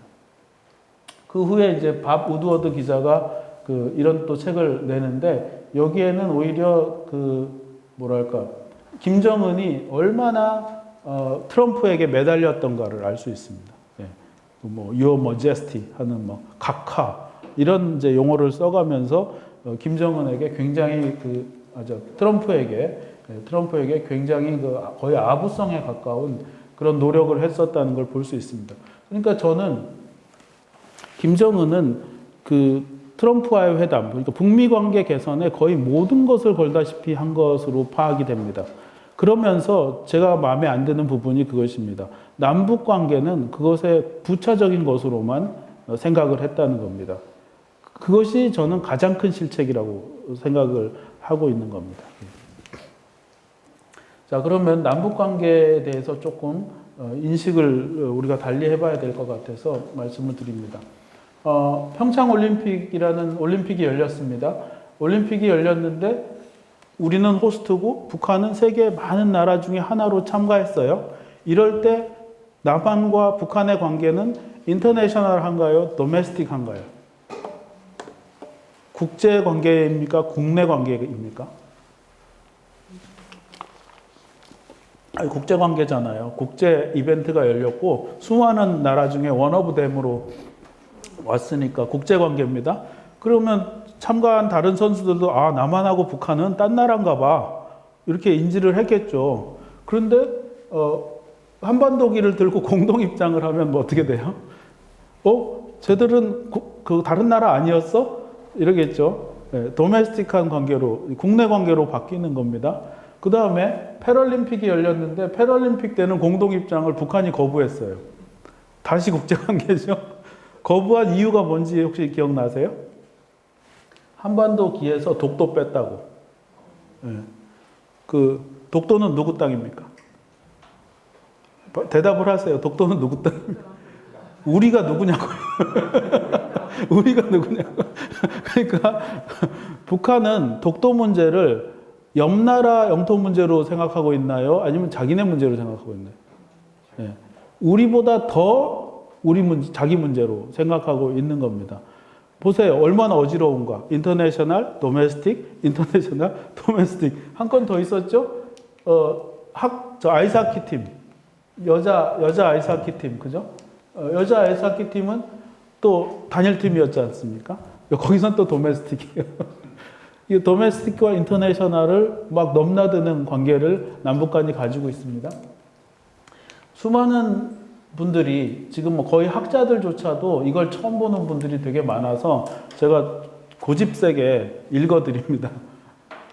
이건 뭐냐면 1948년에 정부가 수립되자 유엔이 특별총회를 열어서 대한민국 정부를 승인하기 위한 목적으로 특별총회를 열었을 때 그 결의문이에요.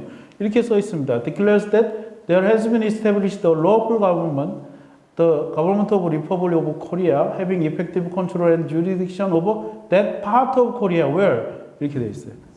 자, 코리아 전체가 아니라 어디요? That part, 한국의 어떤 부분에 대한민국 정부가 설립되었다, 이렇게 나와 있는 겁니다. 어떤 부분에 That part of Korea 어디냐? The Temporary Commission was able to observe and consult. UN 임시위원단입니다. 임시위원단이 감시가 가능한 곳에 and which the great majority of the people of all Korea reside. 더 많이 사는 지역에 어디예요? 남한이에요? 북한이에요? 남한이죠. 유엔 임시위원단이 감시하고 있고 인구 중에 다수가 살고 있는 그 지역에 정부가 설립됐는데 그게 대한민국이다 이 말이에요. 이것은 this government is based on elections. 선거에 의해서 설립이 되었는데 그 선거는 valid expression of the free will of the electorate of that part of Korea.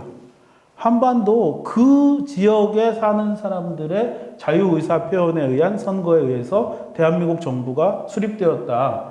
which were observed by the temporary commission. 다 감시했었다. 그리고 and that. 그래서 this is the only such government in Korea. 이런 식으로 설립된 나라는 이 대한민국밖에 없다. 이 소리예요. 자, 대한민국 정부는 1948년에 수립될 때 한반도 전체의 정부로 된 겁니까? 아니면 한 부분입니까? 남한 정부예요. 남한 정부. 착각하면 안 됩니다. 예. 남한 정부로 설립이 됐어요. 근데 이것을 아무도 안 가르쳤죠. 여러분도 처음 보시죠, 거의. 처음 보는 분들이 많을 거예요. 왜냐하면 안 가르쳤으니까. 이 중요한 문서를 원본도 안 보여주고 어디만 보여줬냐면 한반도의 유일한 합법정부 이것만 보여준 거예요. 어디라는 말을 쏙 빼먹은 거죠. 이거는 유엔의 무주지 원칙이에요. 지금도 지구상에 사람은 사는데 정부가 없는 그런 땅들이 많아요.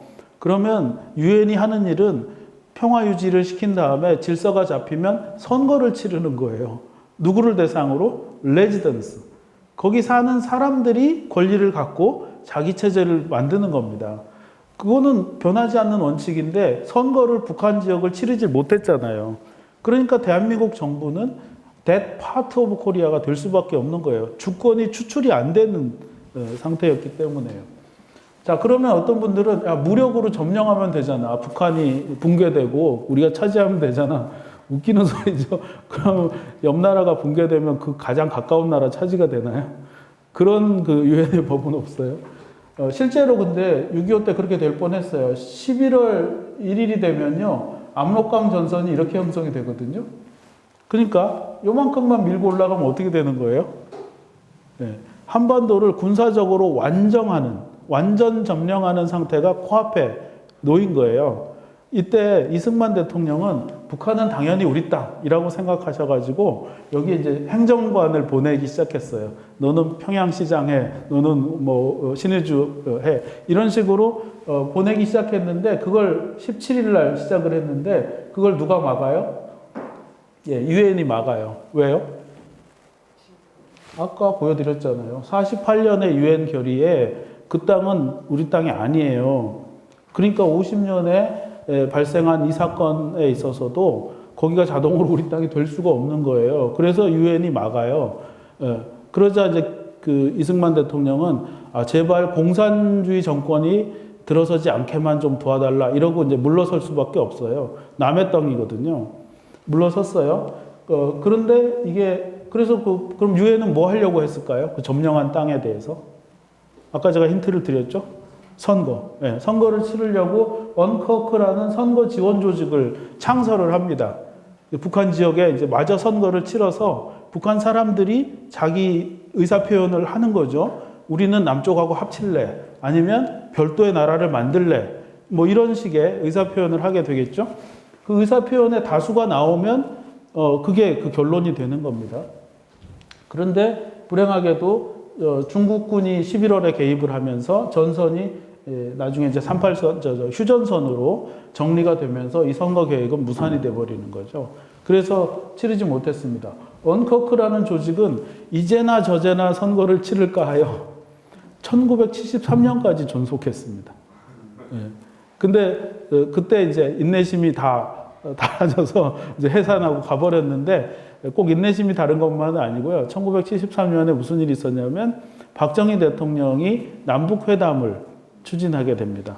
그걸 보더니 이제 이 사람들이 자기네끼리 알아서 하겠구나. 그러고 이제 해산하고 나갔습니다. 예. 자, 그렇게 됐었고 세월이 흐르고 흘러서 1991년에 남북한이 유엔에 동시 가입하게 됐어요. 남한, 북한이 별도의 멤버 스테이트가 됐다고요. 그럼 서로의 국가성을 어떻게 했다는 뜻이에요? 인정했다는 뜻이에요. 그래서 1948년 이후 지금까지 한반도의 상황은 The Two Koreas예요. 두 개의 한국이 맞는 거예요. 어쩔 수가 없어요. 우겨도 소용이 없고요. 중간에 한번 우기는 일이 있었죠. 60년대에 김종필 오하라 메모, 일본과 이제 수교하는 상황이 벌어졌습니다. 일본이 괴롭힌 나라는 이름이 뭐죠? 일본이 괴롭힌 나라 이름은? 일본이 우리를 점령했잖아요. 예, 그렇죠. 대한제국 혹은 조선이 일본이 괴롭힌 나라 이름이잖아요. 그런데 일본은 이제 전범 국가가 됐죠. 패전국, 전범 국가가 됐어요. 그러면 수교를 해서 정상화를 해야 될 나라는 이름이 뭐예요? 한 개예요, 두 개예요? 네. 일본이 괴롭힌 나라는 한 개인데, 그죠? 배상금을 물어줘야 될 나라는 두 개가 된 거예요. 그때는 박정희 대통령이었어요. 박정희 대통령은 북한 땅도 우리 땅이라고 여전히 이제 생각하는 상태였어요. 국제적 현실과 다르게. 그래서 일본하고 수교 협상이 붙었을 적에 어떻게 했냐면, 너희들이 한반도에 물어줘야 될 모든 돈을 나한테 다 달라고 했어요. 북한 목까지. 네. 자, 여러분이 일본 외교관이라면 어떤 전략을 짜시겠어요? 이 상황을 알고 있는. 어떻게 해야 배상 액수가 줄겠어요? 너희들은 반쪽이야예요. 그 근거 문서가 이건 거예요. 유엔의 결의문에 의하면 당신들의 영토는 한반도의 절반이고 나라도 절반짜리인데 왜 전체 몫을 당신들한테 주느냐. 이게 일본의 전략이었어요. 외교적 이제 충돌이 벌어진 거죠. 누가 이겼을까요? 이 부분에 있어서. 네, 당연히 일본이 이기죠. 네. 그러니까 국제적 현실을 도외시하고 북한 땅은 우리 땅이라고 우리끼리 우긴다고 이게 될 일이냐 말이에요. 불가능한 소리를 하고 있는 거죠. 그래서 북한이 붕괴해도요, 자동 통일은 되지가 않습니다. 오히려 더 복잡한 일이 많이 벌어지는 겁니다. 그리고 북한, 여러분 확신하세요? 지금 북한이 붕괴해서 유엔이 접수해서 선거 치렀다. 그럼 북한 주민들이 다수결로 남쪽으로 자빠질 것이다. 확신이 드십니까? 그 확신이 있으셔야 통일이 되는 거거든요. 예. 우리가 굉장히 북한 이상으로 북한 주민들 형편의 그 클래스들을 잘해줘야 되거든요. 그렇지 않습니까? 탈북민들이 제가 이제 계속 만나는 우리 탈북 형제들이 가족들 중에 안 오는 사람 많아요. 기회를 주고 브로커 비용을 대도 난 안 오겠다가 굉장히 많아요. 그 왜 그런지 아세요? 내가 왜 거기 가서 거지 노릇하냐가 있어요. 예. 물론 사람 형편에 따라 다르지만요. 예. 그래서 이거는 굉장히 중요한 화두가 됩니다. 북한 지역에 있는 고려 유적, 이것은 북한 건가요? 남한 건가요? 그러니까 이럴 때 남북 관계는 도메스틱합니까? 인터내셔널합니까? 그러면 이렇게 질문을 바꾸죠. 북한 지역에 있는 고려 유적을 발굴해서 세계 문화유산화 할 수 있어요. 그렇게 되면 금속 활자 나왔거든요. 이거 금속 활자 주조소까지 나오면 세계 역사는 뒤집힙니다. 예. 이 작업을 하는데 돈이 들겠죠. 예. 이 작업하는데 남한 사람의 세금을 써도 됩니까? 안 됩니까? 도메스틱, 인터내셔널. 예. 쓰다가 2016년에 박근혜 때죠. 중단시켜 버렸어요. 그러자 북한이 혼자 발굴해서 금속활자 찾아냈어요. 네. 이거 어떻게 하실 거예요? 공정성 이슈가 나왔죠. 여자 아이스하키 팀 결성할 때 왜 평생에 출전할 기회를 1분 30초씩 깎냐. 이런 이제 공정성 이슈가 나왔는데 이 사람들은 원래 여자 아이스하키는 인기가 없어서 이게 항상 하지 못하고 알바하다가 선수로 뛰다가 알바하다가 이런 사람들이었잖아요. 어떻게 해결했죠? 네. 공무원 만들어줬어요. 공정하지 않나요? 그러니까 젊은 친구들이 막 분개했잖아요. 왜 우리가 나라의 부르심에 희생해야 되느냐 이랬었는데 이게 희생인가요? 공무원 돼가지고 월급 받으면서 아이스하키를 할 수 있게 된 것이 희생인가요? 그러니까 제가 젊은 친구들한테도 손익 계산하는 건 저는 굉장히 찬성하는데 길게 완벽하게 계산해야 하는 얘기를 하고 있습니다. 얘기하고 이어집니다. 인터메스틱이라는 말은 아무리 사전을 뒤지셔도 안 나옵니다. 제가 다 확인을 했어요. 제가 만든 말이기 때문에. International and Domestic이라는 뜻입니다. 어느 교수님이 썼다는데 그것조차도 제가 못 찾아내가지고 간절히 찾고 있어요. 제가 원래 저 논문 쓸 때 이렇게 씁니다. 제가 그냥 쓴 다음에 누군가 먼저 말했겠거니 생각하고 검색을 해서 그걸 각주에 달아놔요. 그래야 표절이 안 되니까. 네, 비슷한 겁니다. 남북 관계를 국제 관계로 볼 수가 있고 국내 문제로 볼 수가 있습니다. 지원 협력에 있어서 국제 관계로 보면 국제적 원조의 의무, 지구적 우선순위, 국제 규범이 작동을 하는 거예요. 국내 문제로 보면은 상호 부조 관계가 돼 버려요. 자기네 집안일이 되는 거죠. 우호적 규범이 발생해요. 우리가 아프리카, 아시아의 딴 나라하고 자기 나라라고 생각하는 어떤 지방을 동일한 판단을 할 수가 없지 않습니까? 공동체적 우선순위가 발생을 해요. 근데 현상은 뭐냐? 내국적 정서와 국제적 정서가 다 나타나고 있어요. 네. 내국적 정서가 또 적대적 정서와 친밀한 정서가 또 같이 나타나고 있어요. 혈통으로 나타나기도 하고, 동질성과 또 강하게 느껴지는 이질성이 같이 나타나기도 합니다.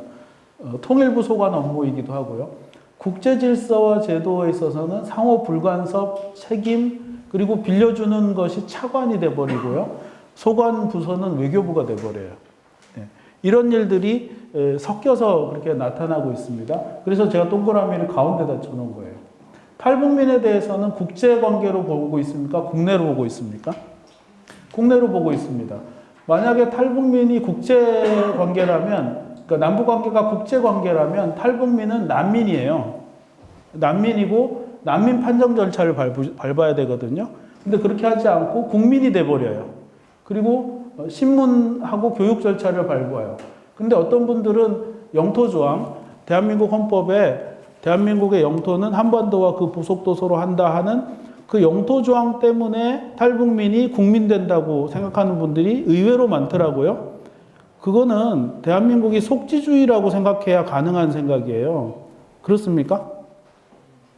한국에서 태어난 애는 국적 부여를 해요? 외국인 노동자의 자녀한테? 주지 않죠. 말도 안 되는 소리잖아요. 어떻게 그렇게 연결하고 있죠? 다시 생각하셔야 됩니다. 그래서 탈북민에 대해서는 완전히 남북관계를 국내 문제로 보고 있는 겁니다. 그 다음에 통일 교육에 있어서는요, 여기 또 걸쳐서 나타납니다. 어쩔 때는 체제를 접근을 시켜서 유럽연합처럼 체제 통합으로 가자 하는 기획이 나오다가도 어떤 분들은 실지 회복이에요. 그리고 빨리 망하게 해야 된다, 북한을. 이런 식으로. 그 다음에 과거 공동체의 규정과 소망, 이렇게 보고 있어요. 예. 뭐, 영락교회. 그러면, 평양 영락교회 다시 세워야지. 숭실대학교. 숭실대의 모토가 뭔지 아세요? 평양 숭실의 복원이에요. 여러분 생각에 평양 숭실의 복원 이런 말을 들으면 평화적으로 느껴지세요? 아니면 호전적으로 느껴지세요? 북한 입장에서는 어떨까요? 네, 그렇게 돼 있어요. 이게 이제 양쪽이 다 나타나고 있는 거죠. 인권 문제에 있어서는요. 예, 인권 문제는 살짝 국제관계 쪽으로 가 있는데 여기서도 어떤 분들은 북한의 인권 문제는 대한민국 국가인권위원회가 국내 문제로 강하게 다뤄라. 이런 요구가 있어요. 실제로 존재하는 요구입니다. 이거는 뭐죠? 북한을 인터내셔널이 아니라 도메스틱, 국내로 보고 있는 시각이거든요. 그리고 문제가 아주 심한 문제가 생기는데 인권 문제가 발생하면요. 제1 책임자를 가리게 됩니다. 제1 책임자는 누구냐면 그 나라 정권이에요. 그 나라 정부가 제1 책임자가 됩니다. 나머지는 2, 3 책임자가 되는데요. 그러면 북한의 인권 문제가 발생했는데 그것을 대한민국이 국내 문제로 본다. 그럼 제1 책임자가 누가 되죠? 대한민국 정부가 되는 거예요. 해결할 방법이 있나요? 네, 없어요. 교착 상태에 문제 자체가 교착 상태에 빠지게 되는 거예요. 그렇다면 그 주장은 북한 인권을 낮게 하는 주장이에요? 더 악화시키는 주장이에요? 결과적으로 아무 일도 못하게 만드는 주장이에요. 그것은. 그러니까 인권에 문외한인 분이 그런 주장을 한다면 그냥 알려드려야 될 문제지만 자칭 인권운동가니 선순위 하는 사람들이 그딴 소리를 하고 있으면 그거는 악의적인 거예요. 예. 결과를 생각하지 않는 거예요. 예. 그래서 인권 문제는 이쪽으로 가 있는 겁니다. 그렇다고 입 다무는 게 아닙니다. 국제사회가 개입하는 만큼 우리도 개입하는 겁니다. 예. 유효한 방법으로, 예. 가능한 방법으로 개입을 하는 거죠. 이렇게 되어 있습니다. 그렇다면 보세요. 어떤 건 국제관계로 보고 어떤 건 국내로 봐야 됩니까? 그리고 이거 취사 선택에 따라서 결과가 많이 달라집니다. 예. 제가 이제 대북 지원할 때도 오늘 주제가 대북 지원이잖아요. 대북 지원을 할 때도 어쩔 때는 막 국제 규범을 들이대는 경우가 있어요. 그거 니네 확인 다 했어? 그 쌀하고 분유 줬는데 분유도 군인이 먹을 수 있잖아. 이런 얘기. 분유 드셔보셨어요? 영유아용 분유 한번 타서 드셔보셨어요? 무슨 맛인지? 그걸 군인이 먹고 힘을 냅니까? 하여튼 그런 엉뚱한 소리를 굉장히 많이 들었어요. 인터내셔널, 그것도 아주 의심 많은 국제관계로 이제 보자는 거죠. 예. 말도 안 되는 소리가 자꾸 이제 벌어집니다.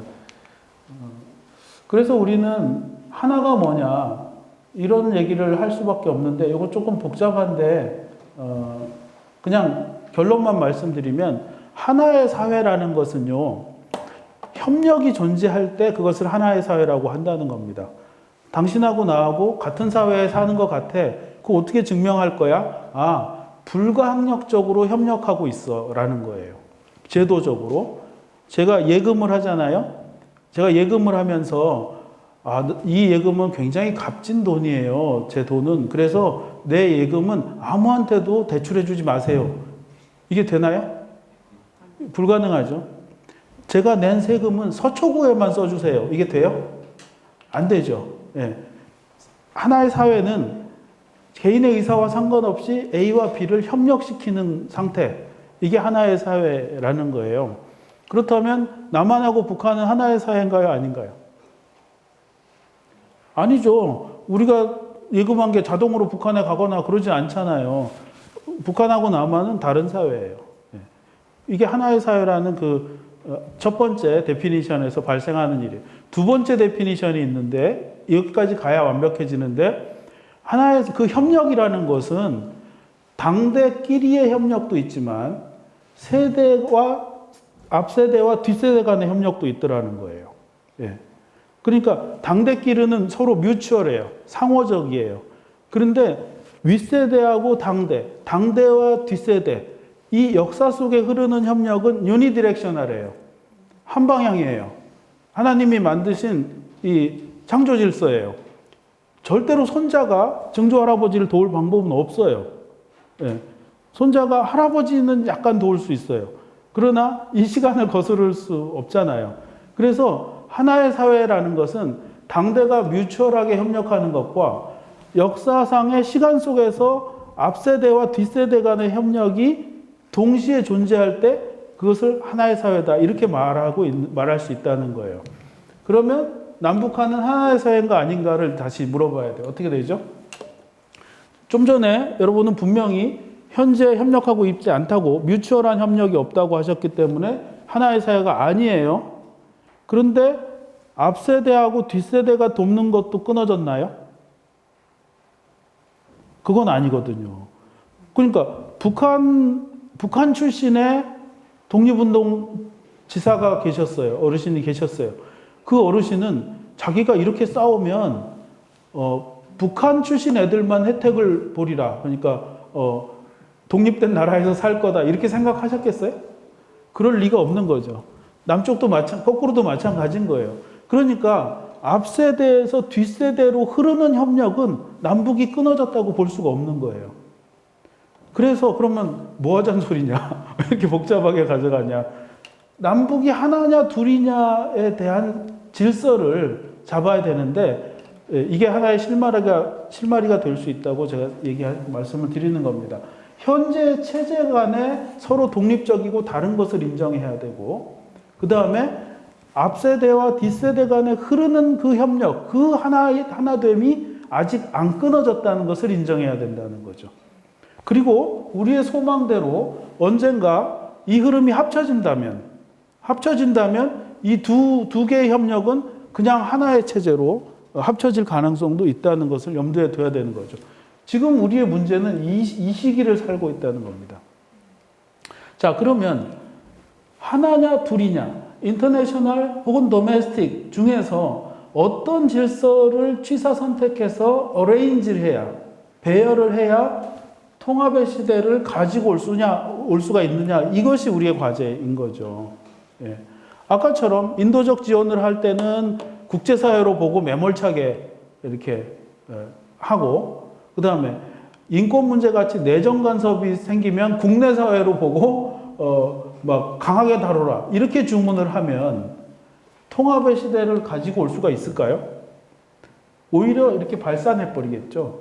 예, 발산하면서 평화라는 것을 만들 수가 없겠죠. 그러니까 국제사회적 규칙과 국내적 규칙을 적절하게, 목표는 평화라는 목표를 가지고, 그리고 또 제가 이제 아까 좀 북한에 대해서 강경하게 했던 추억들을 말씀드렸는데, 북한이 국제적 규칙들, 보편적 원칙들을 지키도록 유도하면서 이것을 협력 방향으로 끌고 가야 되고, 그런 질서를 부여할 때 하나의 사회, 재통합 사회를 기대할 수 있다 하는 것입니다. 제가 마치는 메시지를 말씀드리고 마치도록 하겠습니다. 인도적 교류협력은 본질적이고 종말론적 현실이다라는 생각을 하고 있습니다. 평화가 구축된 현실은 남북 간의 활발한 상통을 의미합니다. 그런 현실이 없다면 통일이라는 것도 무의미한 것입니다. 두 번째, 남북 관계는 다른 전략의 수단이 아닙니다. 북한한테 하는 말입니다, 이거. 이 영상 북한한테 좀 볼 수 있도록 해주십시오. 북은 대미 관계에 실패하더라도 남북 관계를 살려나가야 됩니다. 살아있는 남북 관계가 국제 여론, 미국의 여론도 움직이게 되고 선거에도 영향을 미치게 됩니다. 세 번째, 원칙을 이용한 폭력을 구별해야 됩니다. 원칙이라는 것은 남북 간의 domestic, international 하는 원칙이라는 것은 평화라는 목표를 향해 재배열하는 것이지, 진리 수준의 그런 원칙이 나올 수는 없는 것입니다. 그렇기 때문에 평화의 방향으로 배열하는 것이고, 어떤 원칙이 미래의 평화를 불러올지 선택하고 그것을 옹호하는 작업이 시민들이 해야 될 작업입니다. 네 번째, 미국과 미국 시민들을 가르쳐야 됩니다. 역사적 책임을 깨닫게 해야 되고 위선적인 가치 폭력에서 벗어나게 해야 됩니다. 이런 말씀을 제 앞에 강의에서 다 나왔을 것 같아요. 지금부터 이제 만나는 미국인마다 붙잡고 여러분이 말씀을 하셔야 됩니다. 다섯 번째, 후속 세대한테는 먼저 사과하고 대화하는 겁니다. 제가 제일 싫어하는 게 뭐냐면, 요즘 학생들이 통일에 관심이 있어 없어, 혹은 통일을 찬성해 반대해, 그 설문조사를 하고 그 설문조사 결과를 놓고 요즘 애들은 뭐 어떻게 됐어 이렇게 말하는 것, 굉장히 예의 없는 행동이에요. 그런 어른들한테 통일이 뭐라고 생각하세요? 한번 물어보세요. 제대로 된 그런 답을 가지고 있나. 자기들도 어렵고 힘든 문제를 아이들한테 관심 없다고 뭐라고 하는 건 절대로 할 수 없는 일입니다. 제발 그러지 마시고, 저는 여기 계신 분들한테는 사과 안 하고 시작했습니다. 근데 학생들한테는 먼저 사과를 하고, 그 다음에 떡볶이, 치킨, 이게 다 사면서 얘기합니다. 진짜로. 왜냐하면 미안하기 때문에. 그래서 먼저 사과하고 대화를 이어가야 됩니다. 우리는 벌써, 저도 전쟁 후 15년 후에 태어난 인물인데도 불구하고 우리는 벌써 아랫세대한테 엄청나게 무거운 짐을 떠넘기고 죽게 생긴 거예요, 지금. 그렇다면 미안할 줄 알아야죠. 먼저 사과하고 무거운 짐을 떠넘기고, 그러나 변명도 하는 겁니다. 이런 상황은 그래도 이만큼 살게 된 것은 또 이렇게 앞세대와 뒷세대 간의 그런 협력에 의해서 된 면도 있기 때문에 그걸 조금 생각해주고 바톤을 이어받아 달라 이렇게 부탁을 해야 된다는 것이죠.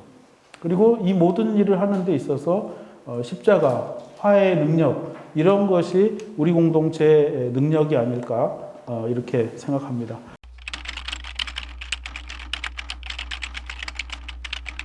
저는 남북연합이 쉽지는 않다. 유럽연합 우리가 떠올리는데 유럽은 동질성이 상당히 확보된, 물론 그리스하고 독일은 엄청난 차이가 있기는 하지만 그래서 진통을 겪잖아요. 그러니까 이 국가연합체는 동질성이 가까우면 가까울수록, 유사하면 유사할수록 성공 확률이 높기 때문에 남북연합이 만들어지기 전에 필요한 조건은 북한이 남한 수준의 한 70% 정도는 좀 올라와야 된다 하는 조건, 그게 좀 이상적이라고 생각을 하고요. 남북연합조차. 네, 그렇죠. 남북연합을 미리 들이대면 굉장히 큰 혼란이 발생할 수 있습니다. 북한이 먼저 인간적으로나 경제적으로나 개발이 상당 부분 이루어져야 된다 하는. 당분간은 국가 대 국가로. 그렇죠. 그리고 때에 따라서는 또 민족 특수한 관계를 협력. 예. 그러니까 제가 인터메스틱이라는 말을 썼는데 조금 길게 말씀드리자면 인터메스틱 스테이트 액터예요. 남한, 북한이라는 것은 인터내셔널하는 관계와 도메스틱한 관계를 둘 다 가지고 있는 국가 체제 행위자라고 볼 수 있습니다. 그래서 이 상태에서 서로 돕는 협력을 통해서 개성공단이 굉장히 중요한 그 힌트를 준 거 아니겠습니까? 서로 윈윈 할 수 있는. 개성공단이 여러분 원래 계획에 20분의 1이었던 건 아세요? 5만 평이 아니고 20만 평이었어요. 근데 5만 평만 사용하고 있었는데 이유는 그걸 그렇게 만든 건 이명박 대통령이에요. 확장을 해야 되는데 확장을 하려면 사람들을 원거리에서 이주시켜야 돼요. 그 근처에 노동력은 다 왔기 때문에. 그러면 주택단지를 만들어야 되잖아요. 그걸 안 해주겠다고 한 게 이명박이죠. 근데 하여튼 이 5만 평에서 북한 주민 20만 명의 생계가 달려 있었어요. 그럼 그거의 20배면요? 400만 명이 되지 않습니까? 그럼 그런 400만 명의 생계가 달린 공단을 휴전선상에 10개만 만들면 어떻게 되나요?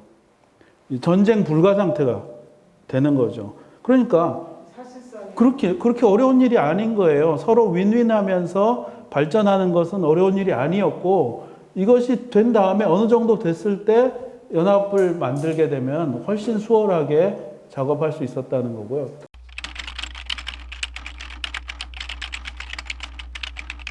여러분, 오늘 제가 말씀드린 남북관계의 그 현실들에 대해서 처음 듣는 얘기 많이 계셨을 거예요. 특히 유엔의 그 총회 규정, 그 회의록 같은 거 거의 처음 보셨죠? 남북 관계에 대한 이해가 태부족한 상태에서 북한을 100번을 갔다 와도 소용이 없어요. 네. 남북 관계에 대한 기초적 이해를 하고 나서 북한을 들락거리고 뭔가 작업을 하고 아니면 뭐 자기 스스로가 학습이 되든지 해야 되는 거지, 이게 안 되니까 어떤 현상이 벌어지냐면 이런 기회가 있을 때 가서 뭐 감동하고 즐거워하다가도 다시 돌아와서 반평화적인 얘기를 들으면 다시 솔깃하고 넘어가 버리는 거예요. 그거의 대표가 뭐냐면, 대표적 현상이 북한 붕괴한다는 거예요.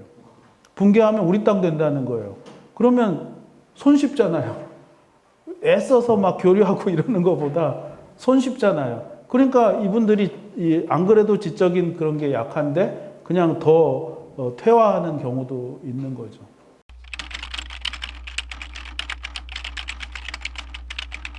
굳이 저보고 부러뜨리라면 지금은 북한 책임이라고 봅니다. 제가 아까 도덕적 우위를 말씀드렸잖아요. 박근혜 때까지는 우리가 도덕적 열세였어요.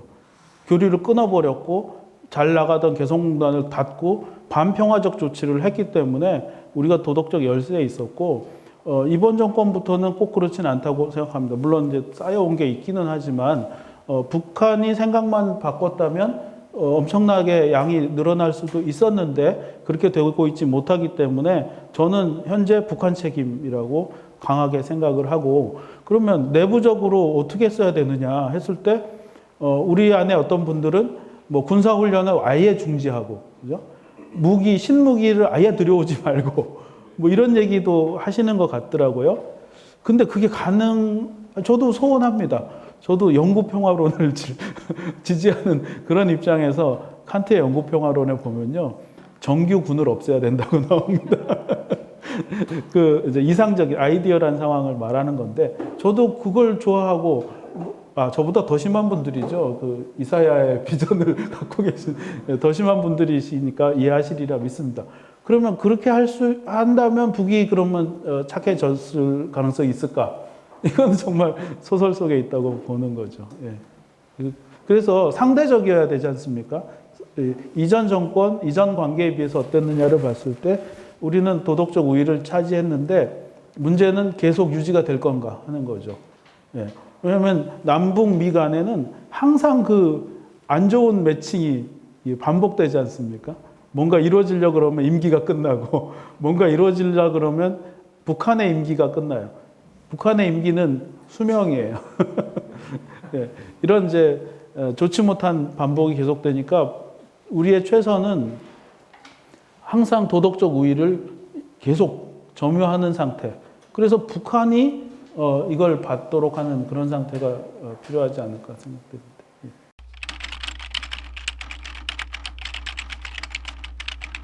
헌금으로 이제 분유 밀가루 가장 저렴하게 사서 가장 효율적인 방법으로 보내는 게 저희 일이었고, 또 기도해 주셨고, 그렇게 해서 기회가 생겼을 때 평양에 같이 가자고 했을 때 응해 주셨고, 같이 갔다 오고, 이런 게 이제 교회가 한 일이었고요. 근데 그렇게 하면서 교회가 한 액수보다도 그 교회가 그렇게 액션을 함으로써 사회 분위기가 달라지지 않습니까? 평화지향으로 바뀌고, 여론도 그렇게 바뀌고, 이게 저는 더 크다고 봅니다. 그러니까 예를 들어서 이런 비극, 통일을 위해서 계속 새벽 기도를 하는 교회가 통일을 안 할 대통령을 지지하면 네? 이게 소설 같으세요? 실제로 일어났었던 일을 제가 말씀드리는 거예요. 네. 그러면 뭐 모든 것 말짱 헛일이 되지 않습니까? 저는 어느 정파는 평화와 통일을 지향을 갖고 어느 정파는 아예 안 갖고 혹은 반대로 갖고, 이건 불행이라고 생각합니다. 어느 정파든지 다 평화와 통일의 지향을 갖는데 그 방법론에 있어서 경쟁을 해야죠.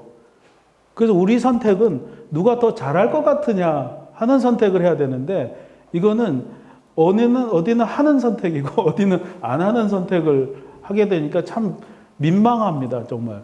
예. 제가 바른 말을 하는데 어느 정파를 지지하라는 것처럼 들리시죠? 저는 정상이에요. 상황이 비정상인 거죠.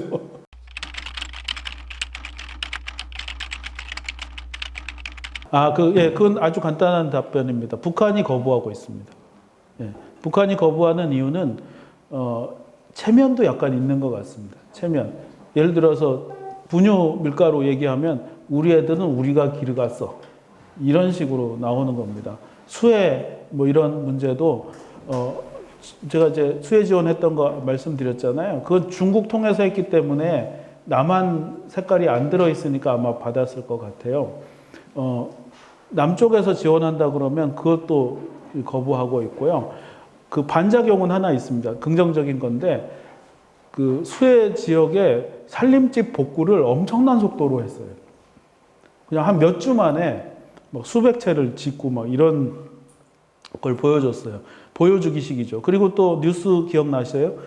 김정은이 렉서스를 몰고 그 수해 당한 동네에 이렇게 직접 운전하고 가서 막 이렇게 장면을 연출하잖아요. 그러면서 식량이 모자라니까 김정은 자기 식량 창고에서 꺼내서 갖다 준다. 뭐 이런 스토리들을 계속 보도하고 있거든요. 그러니까 어떻게 보면 외부의 수혜 지원이나 이런 걸 안 받는 대신에, 그러면 자기들도 지원 안 하면 죽으란 소리가 되잖아요.